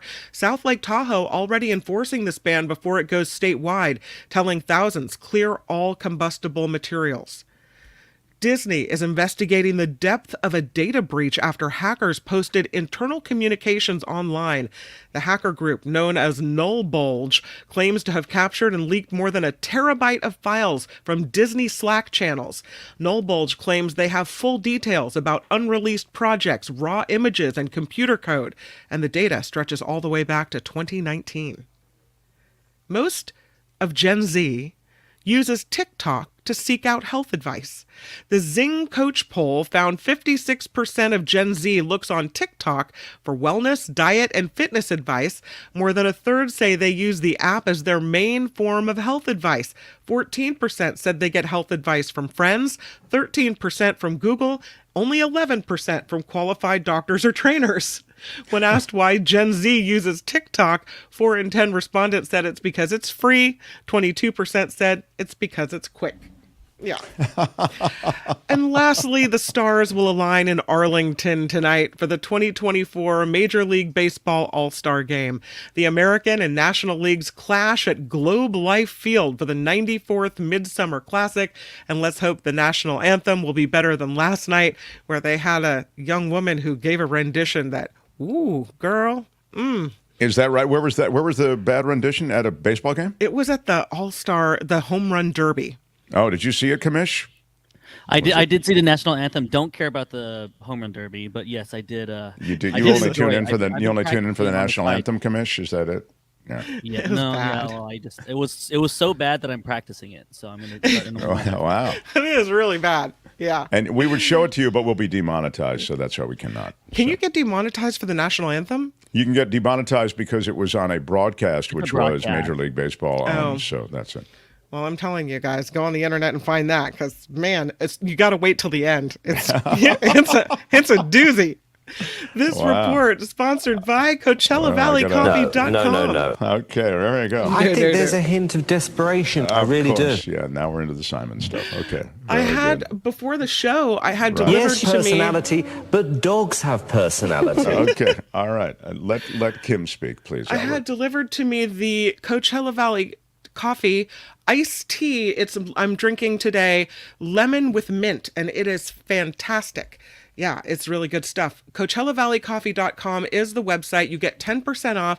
You're entering Mark T all together at checkout just for being a listener of this show, and it's worth it because the tea is amazing and Mark loves the coffee. The coffee is the best on earth, and again, it's a fresh, new crop. So that's why the beans are special. They're chosen from farms. Oftentimes, the seeding of those businesses is done with women who Cliff identifies. He's the Roastmaster General that you'll hear from. He identifies as those who really want to build a coffee farm and the right kind of standards are maintained. And so when it comes to doing just that, he finds women follow through on it and actually build a business and a sustainable business more than do men. So Coachella Valley Coffee does that. They find these women, often women-owned farms and business across Latin America and Africa, and they support them, and that's where a lot of the coffee comes from. And as I've said, all the coffee's hand-roasted, but everything there is curated personally. It's a remarkably personal boutique experience, and I want you all to have some part of it. So go to their website, see what you like, and then you'll get 10% off at checkout with our discount code. It's CoachellaValleyCoffee.com. And again, when you check out, use the discount code MARKT, 10% off. Their cold brew is terrific. And they've got several people sent me emails talking about how great the cold brew is. So you'll love that as well. CoachellaValleyCoffee.com, Mark T at checkout for 10% off. Pat Thurston is next. I'm Kim McAllister on The Mark Thompson Show. The Mark Thompson Show. It was great. I loved it. How would you handle this? We could try ignoring it, sir. Morning. You cannot say you love your country. Where are my weed smokers at? Stay at home and get baked. Loving the fact that she's finally coming around. It's like Halley's Comet. You know, she came once, and then that was a couple of years ago. We've been trying to get her to come by again, and now, again, like a streaking comet in the sky that everyone empties out of their homes to see. She's here again. The former KGO talk show host. Now she can be heard on KCBS Radio. She has other endeavors as well. She's the great Pat Thurston, everyone. Hi, Pat. You know why I came back is because you really need me right now, Mark. I do. I need you. I need you now. I needed you last year. I need you all the time. Yeah, but you're right. It's a time. It's an inflection point in America, isn't it, Pat? It is indeed. And I heard you, and I believe that you are supporting Joe Biden staying in the race, and I do not. I think that this is too serious. There's still 4 months to go, and 4 months could be an eternity in a presidential election. There are better candidates who are better spoken, who will be able to take on anything that the Republicans throw at them and be able to defend the Biden record. And the top of that list is Gavin Newsom. That's in my opinion. I don't think that Kamala Harris can win. Her polling numbers right now are over Joe Biden's. Joe Biden's numbers are continuing to go down. Somewhere he's getting figures that nobody can figure out where he's getting them from. He is not winning in multiple polls. It's just not true. And now what with the assassination attempt and the visuals of Donald Trump roaring like a lion, fight, fight, fight. Somebody strong needs to come up here. And I think that Gavin should be at the top, and Gretchen Whitmer should be the vice presidential nominee. And I think they could absolutely kick some ass. It's interesting that Gavin Newsom is someone who I think is amazing on so many different platforms. He goes to Fox News Channel and he steamrolls them. And it's almost as though for him, it's like watching, Bruce Lee in one of those movies take on, 8 different guys in a fight. So Gavin Newsom's skills are not in question. His appeal nationally may not be what you think it is. Why are you? Think it's non-existent right now because I don't think people know really who he is. They hear he's the governor of California, but Gavin, he's got a lot of energy. He would campaign across the country. He would go everywhere, small towns, big towns, whatever it would take. He would go on Fox News. He would do debates with Donald Trump. He would do a debate with anybody and he would win. And he would convince people that he's the right guy because he's got the facts behind him. And he's got the facts of the Biden administration. Because what he can do is what Joe Biden cannot do. He can sell the successes of this administration. Joe Biden is incapable of doing that right now. Joe Biden, love him. He's had a good presidency. He's done some amazing things in his presidency. But he's not going to get younger. He's going to have 4 more years of the kind of stresses that the presidency provides. And you think that he can survive that and be the kind of president or the kind of senator that he's been in the past? Most of the country doesn't. Most of the country thinks he really needs to back out. Now, what I don't think, and I'd love to hear what you think of this, I don't think he should resign. I think he should pull an LBJ. I think he should let everybody know and then make a fabulous speech at the convention that he will not accept the nomination of his party. And if he does that, there's a couple of different ways it can go. Some people have suggested a mini primary, and that would have to happen before the convention. But the mini primary, they would select probably through the DNC 8 potential candidates who would debate it out. And the ones who were receiving the tops, then those are the people who would be at the convention. And you might have 2, you might have 3 candidates end up there, and you release the delegates, and you let the delegates vote on who they think would be the best candidate. I think Gavin Newsom would win in a situation like that. Or you can have a free-for-all. You can have an open convention. It's happened in the past. It's chaotic. It would be utter chaos, but that's the heart of democracy. Democracy is not neat and clean. Yeah, the problem with that's democracy, and democracy is not neat and clean, and it would be chaotic, but it would bring a lot of attention to different issues, is that these days, the politics of America is played out in clean, black and white media bites. And the idea somehow that the Democrats are so disorganized that they can't even decide who's top of ticket, and no one's ahead right now. There are a couple who and then they pass over Kamala Harris. That is a leap that you can explain to me how you're going to do it. I think it plays badly. You want them to run the country? They can't even decide. They've just decided that the old man can't do it anymore. Right. Now they want to decide as to who is going to take the place of the old man on the ticket, and they can't make that decision either. It's typical Democrats. They belong. You don't go for the guy who has become incompetent. You don't go for that guy. You don't go for the guy who can't even express what he's done during his administration and think that that's going to convince them that this is the strongest individual. We're only going after a sliver of the electorate. Democrats are going to vote for, or most Democrats, whoever the nominee is. But you've got independents who despise Donald Trump. You've got Republicans fleeing the Republican Party because they despise Donald Trump, but they're just going to sit it out if they don't have someone they can actually support. So during the period between the election, the convention and the election, there's enough time to win people over and to convince them that the Democratic Party understands that this was our guy. He did all these things. We were behind him, but age catches up with everybody. And now it caught up with Joe Biden. And so we can see what's going on. We're going to go with the best candidate to do what's necessary for America. And that best candidate, to my mind, is Gavin Newsom. I actually like Jason Crow, but I think he's less well known than Gavin Newsom. I don't know if he has any interest in it. I know Gavin does. So, I mean, I think whatever we need to do it, we need to do it soon for all the reasons you said. And I also agree with David Cay Johnston, who was just on. Democrats need to learn how to sell. Gavin Newsom knows how to sell. They need to be able to do those little sound bites. They need to be able to they need to be attack dogs, but they also need to be the ones who say things in short clips that are going to resonate with the American people. You know, that's one problem Gavin kind of has. He loves to hear himself talk, and he uses big words.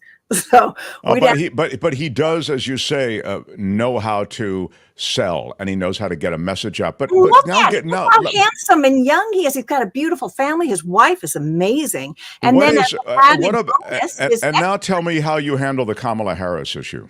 Kamala Harris isn't popular. She's not likable. So you do that simply with polling. I think that she has things going for her. She's been brilliant as she's been out on the stump, and she's been talking about women's reproductive rights. She's fabulous on that. But when you poll average American people, they don't like her. And unfortunately, likability is key to an election.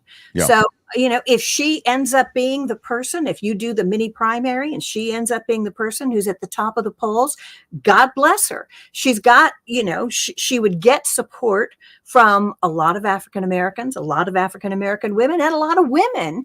Well, she'd get all that money. Honestly, Pat, there's a war chest there that none of these other people you've mentioned would have access to unless you'd have to get lawyers involved, and maybe it could be redirected. It would be very complicated. Yeah, that is key. But then again, Gavin Newsom is a money-making machine. If anybody can get the donations, it's going to be Gavin Newsom. But I agree with that. Kamala has a few advantages here, and one of them is that she's already part of the ticket. She can take on the money that's been donated to the Biden campaign. But the DNC is getting an awful lot of money too. Democrats are getting donations that go through the DNC. So whatever candidate the Democrats pick, they'll have access to that chest as well. There's also the free publicity that's going to come along with it, Mark. I mean, let's face it. You got Gavin Newsom suddenly coming on board. The news channels, everybody's going to be covering him the way they covered Trump in the first election when they had no business doing it. But Gavin is a force to be reckoned with. I don't know that Kamala is. I was even thinking maybe she should continue as vice president, but I don't think you can because they're both from California. She could, though, work with Gavin. She could become AG. She was his AG in California. I don't know. There are a lot of things where she could be part of that administration. But, her popularity, her likability, I think is a key thing that's going to work against her if she's at the top of the ticket. The money is, going away from Joe Biden a bit, as you know.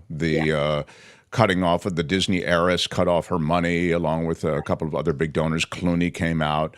I guess my concern about this open convention and sort of what you're talking about is what I expressed in terms of the chaotic nature of it. I think it isn't. People like to coalesce behind a candidate or around a candidate, and I think the longer you have it a free-for-all, the worse it is for the Democrats in this case. That's why Biden needs to make a move, and he needs to make a move quickly, very quickly. And the move doesn't have to be, I'm resigning. I think that would be wrong. The move has to be, I hear you. I understand. I am getting older. I've talked it over with everybody, and however he wants to phrase it, but I am not going to accept the nomination. And that'll give people an opportunity to get really pissed off at him. And that'll give people the opportunity to start pushing forward the candidates who really are going to be able to do this. I see that we have a comment that says swing states aren't going to go for Newsom. They very well might. And you get Gretchen Whitmer as the second person on the ticket. And those swing states probably don't know a heck of a lot about Gavin Newsom. Gavin can talk to them about why all the things that are said about the state of California are actually bullshit. And he's got the facts behind him. He can do that. He can show people, not just give them broad statements. He can show people what actually has happened in California under the direction of Gavin Newsom, because he's done some pretty remarkable things here too. Gavin Newsom's sanctuary state migrant sanctuary ideas are unpopular in some states. That is true, but a lot of people, again, don't understand what that means. Oh, okay. What about Gavin and PG&E? I can't fix that. That pisses me off more than anything. Well, Gavin and PG&E, Gavin and big money when it comes to the medical field. I mean, there's the healthcare lobby that's yeah. But and again, I don't know that Gavin has too much in his background. His ex-wife is Donald Trump's son's girlfriend right now. So if you want to bring her up, just throw it right back on the Trump family. And, because he had an affair at a time he was divorced and it was with his best friend's friend, I don't think everybody cares about that if they don't care about Donald Trump and the porn star and the Playboy model. Yeah, people still have the same kind of attitude that they did. And if they throw that up at, Gavin Newsom, they weren't going to vote for Gavin Newsom anyway, because they don't care about the moral failings of Donald Trump. Karen says, look at Gavin now. Look at who he is. Look at his family. They're wonderful. Karen says, I don't think Gavin can do it. He would lose some of the independent voters. Gretchen would be best, but Kamala would be smartest. overlooking her would not be a good look, and she has the money. That does summarize sort of what we were saying. There's nothing, those are absolutely good points. And look, Gavin may not be the guy, but Joe Biden's not the guy. And so I think Gavin is the best way to go. And I think that Gavin is going to be able to win people over because he's got that gift of gab, because he's got the look. He's presidential, because he's got the accomplishments, because he's been an executive of the 5th largest economy in the world for a long time now. I don't know how many years he's been in office, but for a long time now. So he's got the background. He's got the executive experience. He knows what he's doing. He's the smartest one in the entire field. He's smarter than Kamala Harris. He's smarter than any of them. And, listen to him talk. Do I think he's perfect? No. There are things I despise about Gavin Newsom, but I think he would be a good president. I think he would be a good replacement, and I think he would save us from Donald Trump.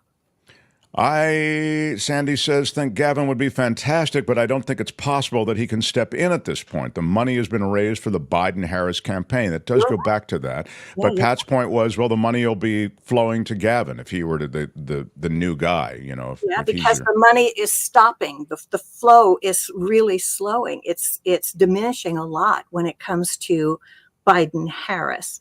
And there may be ways, you're right, Mark, that it's going to take litigation. But there may be ways that money can go to the presidential candidate, whoever the Democrats choose. I don't know how that would work. I don't know what the campaign finance laws are in that regard. But, Biden doesn't get to pocket that money. That money has to go somewhere. That's why Harris would be at least have access to that money. It's interesting, Pat. If it's not her, he still can't pocket the money. The money has to go somewhere. Right. No, it's not a PAC per se that way. But I did want to just double back to sort of what underpins this entire thing that you're talking about, and that is polling. You're seeing a polling that suggests that Biden is behind. You referenced the fact that Biden is. You didn't use this word, delusional, but certainly misled with some of the polling to which he's referring. Where he feels like, oh, look, what are you talking about? It's a toss up in all of these states when he's actually behind. My question then is about many of these people you've mentioned, because there really isn't polling on them. And so you're ready to kind of take what was that? Let's make a deal. You can take the mystery curtain that, and you're sort of ready to go for the mystery. Mark. It sometimes pays off. There's a new car behind That's true. You're absolutely right. Sometimes it pays off. But aren't you a little bit trepidatious about the fact that there isn't really polling on some of these people that you talk about? Yes. However, not as much as I am about Biden, because there are lots of polls on Biden, and those polls are Biden's going to lose. As far as Kamala is concerned, her polls are higher than Biden's. They're neck and neck with Trump right now. I don't think that that's going to continue. And I think that if Gavin enters the race, since most people don't know him, he was, the last polling I saw, Gavin Newsom, who's really unknown in the hinterland. He's only really known in California. He was like 2 points behind Kamala. And that's not so bad when you're an unknown. So there has been some polling. There was polling on Gretchen. There was polling on Gavin. There was polling on Kamala. And there was one other person whose name escapes me. But Gavin was like right in the middle of the pack there behind Kamala. And I just think that he's got what it takes. Now, I could be wrong, and maybe somebody else would rise through. I mean, Adam Schiff today said that he thinks Biden needs to go. More people are dropping out. More people are not supporting Joe Biden as the Democratic candidate. And, and these are people within the Democratic Party. And you know why? Because their voters are telling them. And then you have all kinds of sitting congressmen and senators who are up for election this time around. When the Senate is concerned, all the Congress people are up for election. And they're telling us that they think Biden is going to cost them their elections because people are not going to come out to vote. Not that they're going to vote for the other guy necessarily, but that they're not going to vote. You said it yourself. We need people to come out and vote. When we have massive turnout in elections, Democrats win. So exactly what you were saying before, they need to work on the get out the vote. They need to get people, they need to be out there constantly and making sure that people are going to vote and have the ability to get to the polls or to get their ballots or whatever they need to do. So all of that is absolutely true. But we also have to give them a candidate that they're willing to vote for. And too many people, wasn't it 70 some odd % now of the American electorate? And that's Republicans, Democrats, independents, even people voting for Robert Kennedy, are saying that Joe Biden's too old to be president. Yeah, that's the statistic. That, by the way, I'm not some Biden backer. You may remember that I wasn't even a big Biden backer when they were talking about him to take on the mantle of the party back in 2020. I mean, I was, he's very institutional, but he surprised me with what he's gotten done. Right. But that said, so I'm not a rah-rah. I would happily spark to one of these ideas if I felt they had any real sound logic. I'm just going to give you a little something on the, and like everything is, and I love this about you. I mean, everything's in play, and I love this about you, that you throw these things out there, and I think they're well-reasoned and well-argued, and that's why I kind of sit with it for a second, and I throw this out here in terms of the polling, because we asked about polling. The survey, first on what you just said, which was the polling on him not being, he's too old. Everybody agrees he's too old. I would say he's too old, but I'll take him in a hospital gurney before I vote for Donald Trump. So will I. These are the choices that we have. So but will you? But they are not. He is not the official candidate. But when you say, is this person too old to be president? I would say Trump is and Biden is. But when you ask me, will you vote for Joe Biden? The answer against Trump, I go, yeah, I will. I'll vote as many times as I can. I mean, so. Question. So my point is, it's a different polling question, Pat, than is he too old? That's why I'm saying that, is he too old to serve? That question doesn't actually serve us in terms of predicting the future of voting. It serves us in terms of predicting the turnout, because what we cannot abide is that people say, I don't like either one of them. Biden's too old. Trump's too nuts. I'm not going to vote, because Trump and his followers, they're going to be motivated. So what's going to motivate Democrats? It's not going to be Joe Biden. And that's a really huge issue in this particular election. Independents are up for grabs right now, Mark. They really are. And there are a lot of Republicans who are as well. But they may well sit out this election if we can't motivate them to think that we have a candidate who's going to do what's necessary. And one of the things I like about Gavin is that he's bold.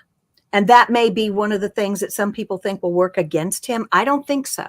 He's bold. He makes decisions. When he was the mayor of San Francisco, he was the first person who said this idea of not issuing same-sex marriage licenses to same-sex or marriage licenses to same-sex couples is unconstitutional. I'm issuing marriage licenses, and he started marrying people in City Hall immediately.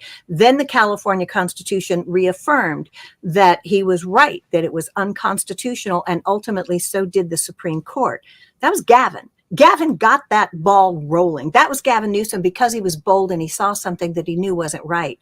I believe, and he hasn't said anything like this, but I believe that he will take some of the bold steps that are going to be necessary to protect our democracy in the future. And one of those, and I know people are going to get really mad, one of those is he needs to expand the Supreme Court.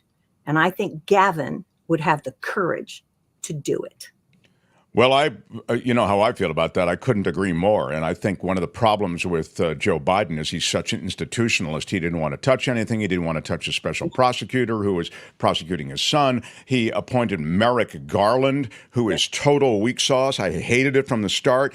And Merrick Garland is everything I said he would be and worse. He is a disgusting smear on the Justice Department, and he's so afraid of his own shadow when it comes to looking as though something's going to be perceived as political that he allowed the slow walking of the special counsel appointment. Now, quickly to the flash poll they did.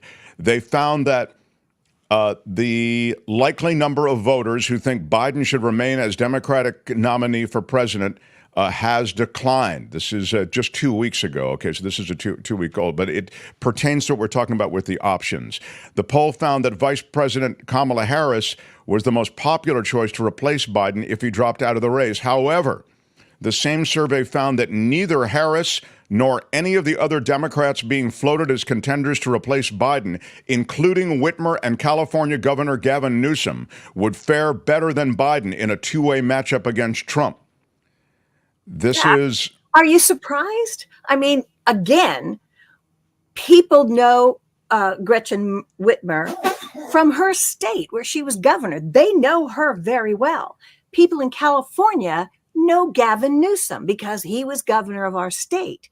So these other potential candidates who could be viable, magnificent candidates, they don't know them yet. We got 4 months. Biden needs to make his statement, allow this thing to open up, and allow them to start campaigning. And then let's look at the polls once people get a look at who they actually are, what they represent, who they are, what their platforms would be. I think it's a fair point to say that they're not well known and that those who don't have name recognition, who aren't well known, are not going to do as well in a poll. So I grant you that point. It's a complicated scene, and it's remarkable that we're here. And I think one of the reasons we're here is because there is an institutional nature to American politics. And Trump has really shaken up those institutions because he's really created a cult of personality. I mean, you're either with him or you're not in the party type thing. Biden is such an institutionalist, and the Democrats, again, are a much more fractured crew. It's hard to get them to fall in line. Right. And it seems, though, Pat, that they just grant the incumbent the option of running again. That's the institutional nature of the Democratic side. Inherits that right to be president. Yeah, I think you're right about everything that you've said. I mean, I think you're absolutely right. I do think that it's complicated. The reason I think we're here is because just like Dianne Feinstein, as she was declining, her staff protected her and deceived the public.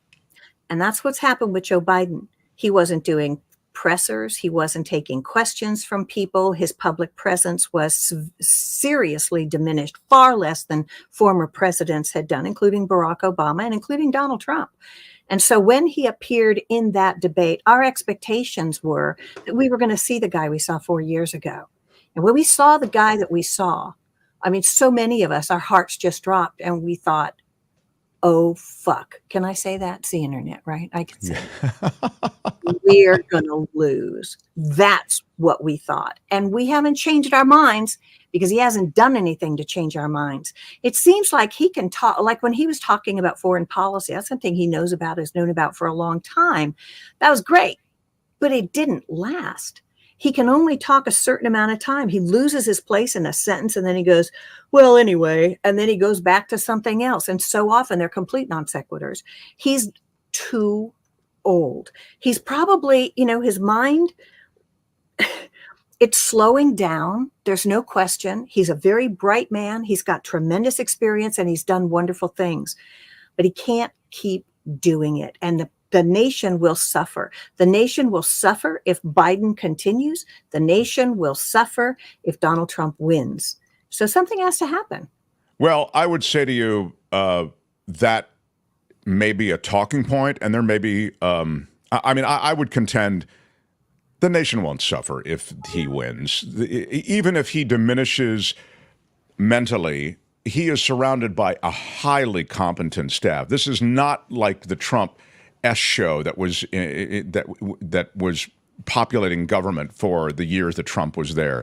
These are highly skilled, effective, smart people. This is not just a figurehead position, Mark. The presidency holds tremendous power, and he does one-on-one negotiations with foreign leaders. Pat, I by the way, I don't necessarily disagree with you, but let me just disagree with you for the sake of argument for a moment, because I'm underpinned by strong facts. It is a figurehead post. Look at how Donald Trump handled it. He was a figurehead. He didn't go to work till 11 a.m. He's in his bathrobe watching Fox and Friends, okay? Then he goes for an hour having read nothing, no briefing materials, nothing. It's a photo op, how are you? Yeah, you're doing a great job, I'm going to catch a helicopter to take me to golf. And that's what he did every goddamn day. So don't tell me how important the president is and how he's making decisions and all the rest. He lets staff do it.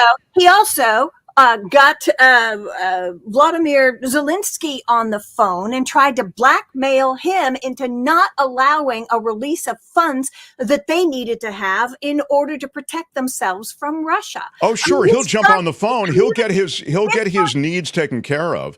He'll fire people.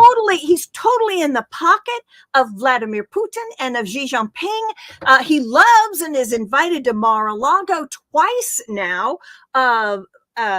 What's his face? Or Viktor Orban. Viktor Orban, yeah. And he's also in love with Erdogan. I mean, dictators are what he wants. That's not a figurehead position when he believes, and I believe, that he can take us into a dictatorship and he has fascist tendencies. That is a man who is looking for the power to be installed in him and him alone. Of course, but he rules by charisma and cult of personality. He does not have any kind of underpinning philosophically when it comes to politics or the rest. He runs the show like I'm the boss, and he runs it like a mobster. You don't need any kind of sophisticated political understanding to run the government like a mobster. That's true for Donald Trump, because he did run it like a mobster. But, who's the head of the mob family? You think he's just a figurehead? He is not. He's the one making the decisions as to who gets axed and who doesn't get axed. He only cares about people who are in the way of him making money and moneyed interests that are associated with him. With that, or Vladimir Putin, who for some reason something's going on with him. So I don't think that. I think that Joe Biden would be a danger going forward because of the interactions that he would have with other people and the policies that he thinks that he would support. I mean, look at Dianne Feinstein again. We don't need that. Perfect example. Did you think Dianne Feinstein was a danger going forward?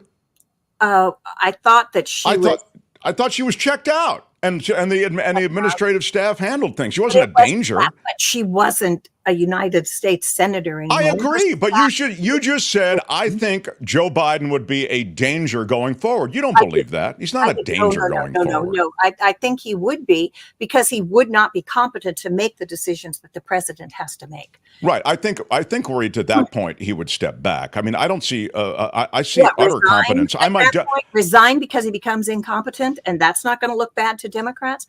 I mean, I just think once he wins and he begins another 4-year term.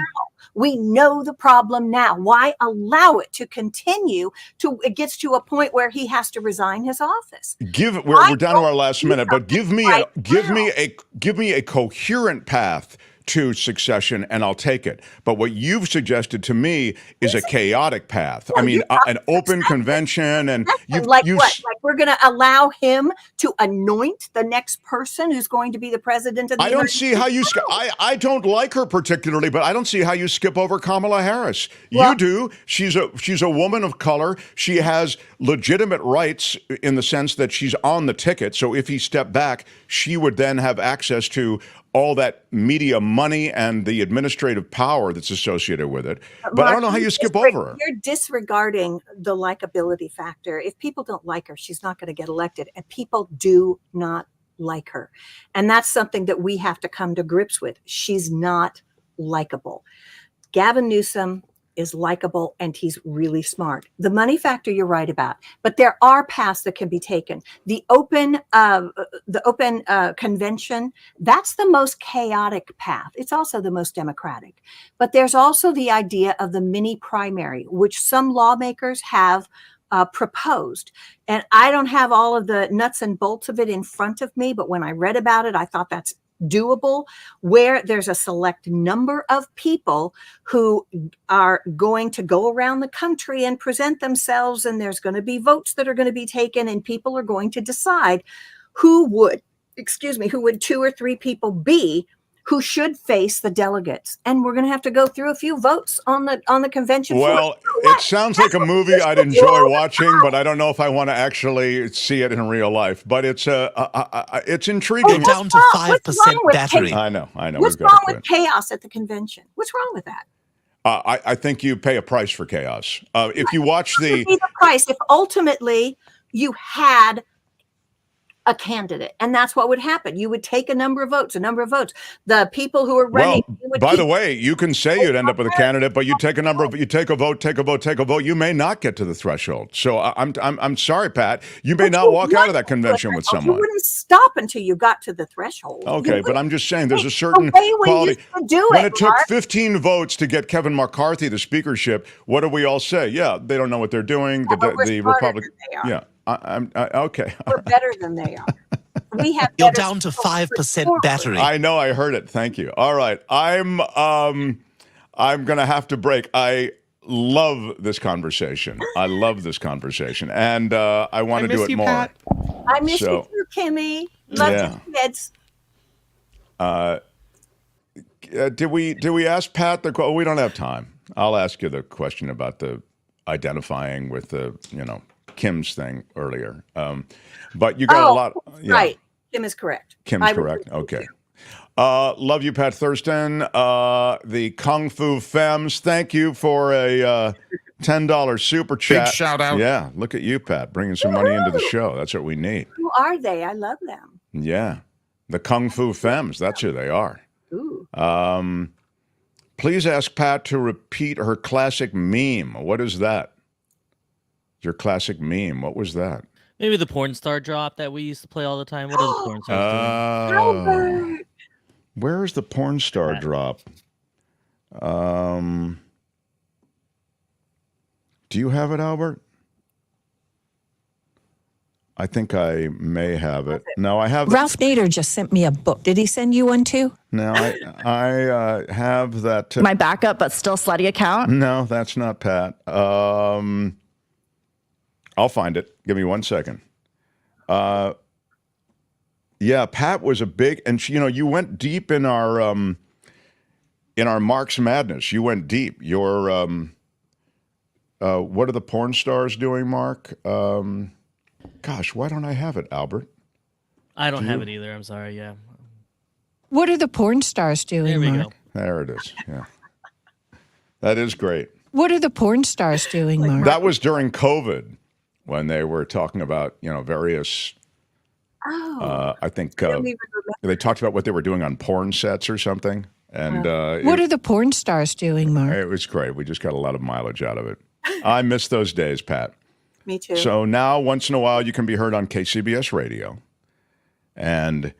but you're not doing your thing. You're not like this. No. No. But that's but it's good to have work. It's good to be on radio and be remembered, and people love you and remember you here. So I'm chief among them. Please come visit again. Oh, I will. And I love this stuff, and there isn't a better time. I mean, this may be truly one of the most consequential elections, maybe the most consequential election of our lives. I'm So, afraid it may be. yeah. Well, love to Courtney. Yes, and love to your family as well. Thank you, Pat Thurston. Bye. Bye-bye. Wow. Pat Thurston. Finally happened. How great is that? Good stuff. The Mark Thompson Show. I don't know that I even disagree with her particularly, but I just I love a good argument.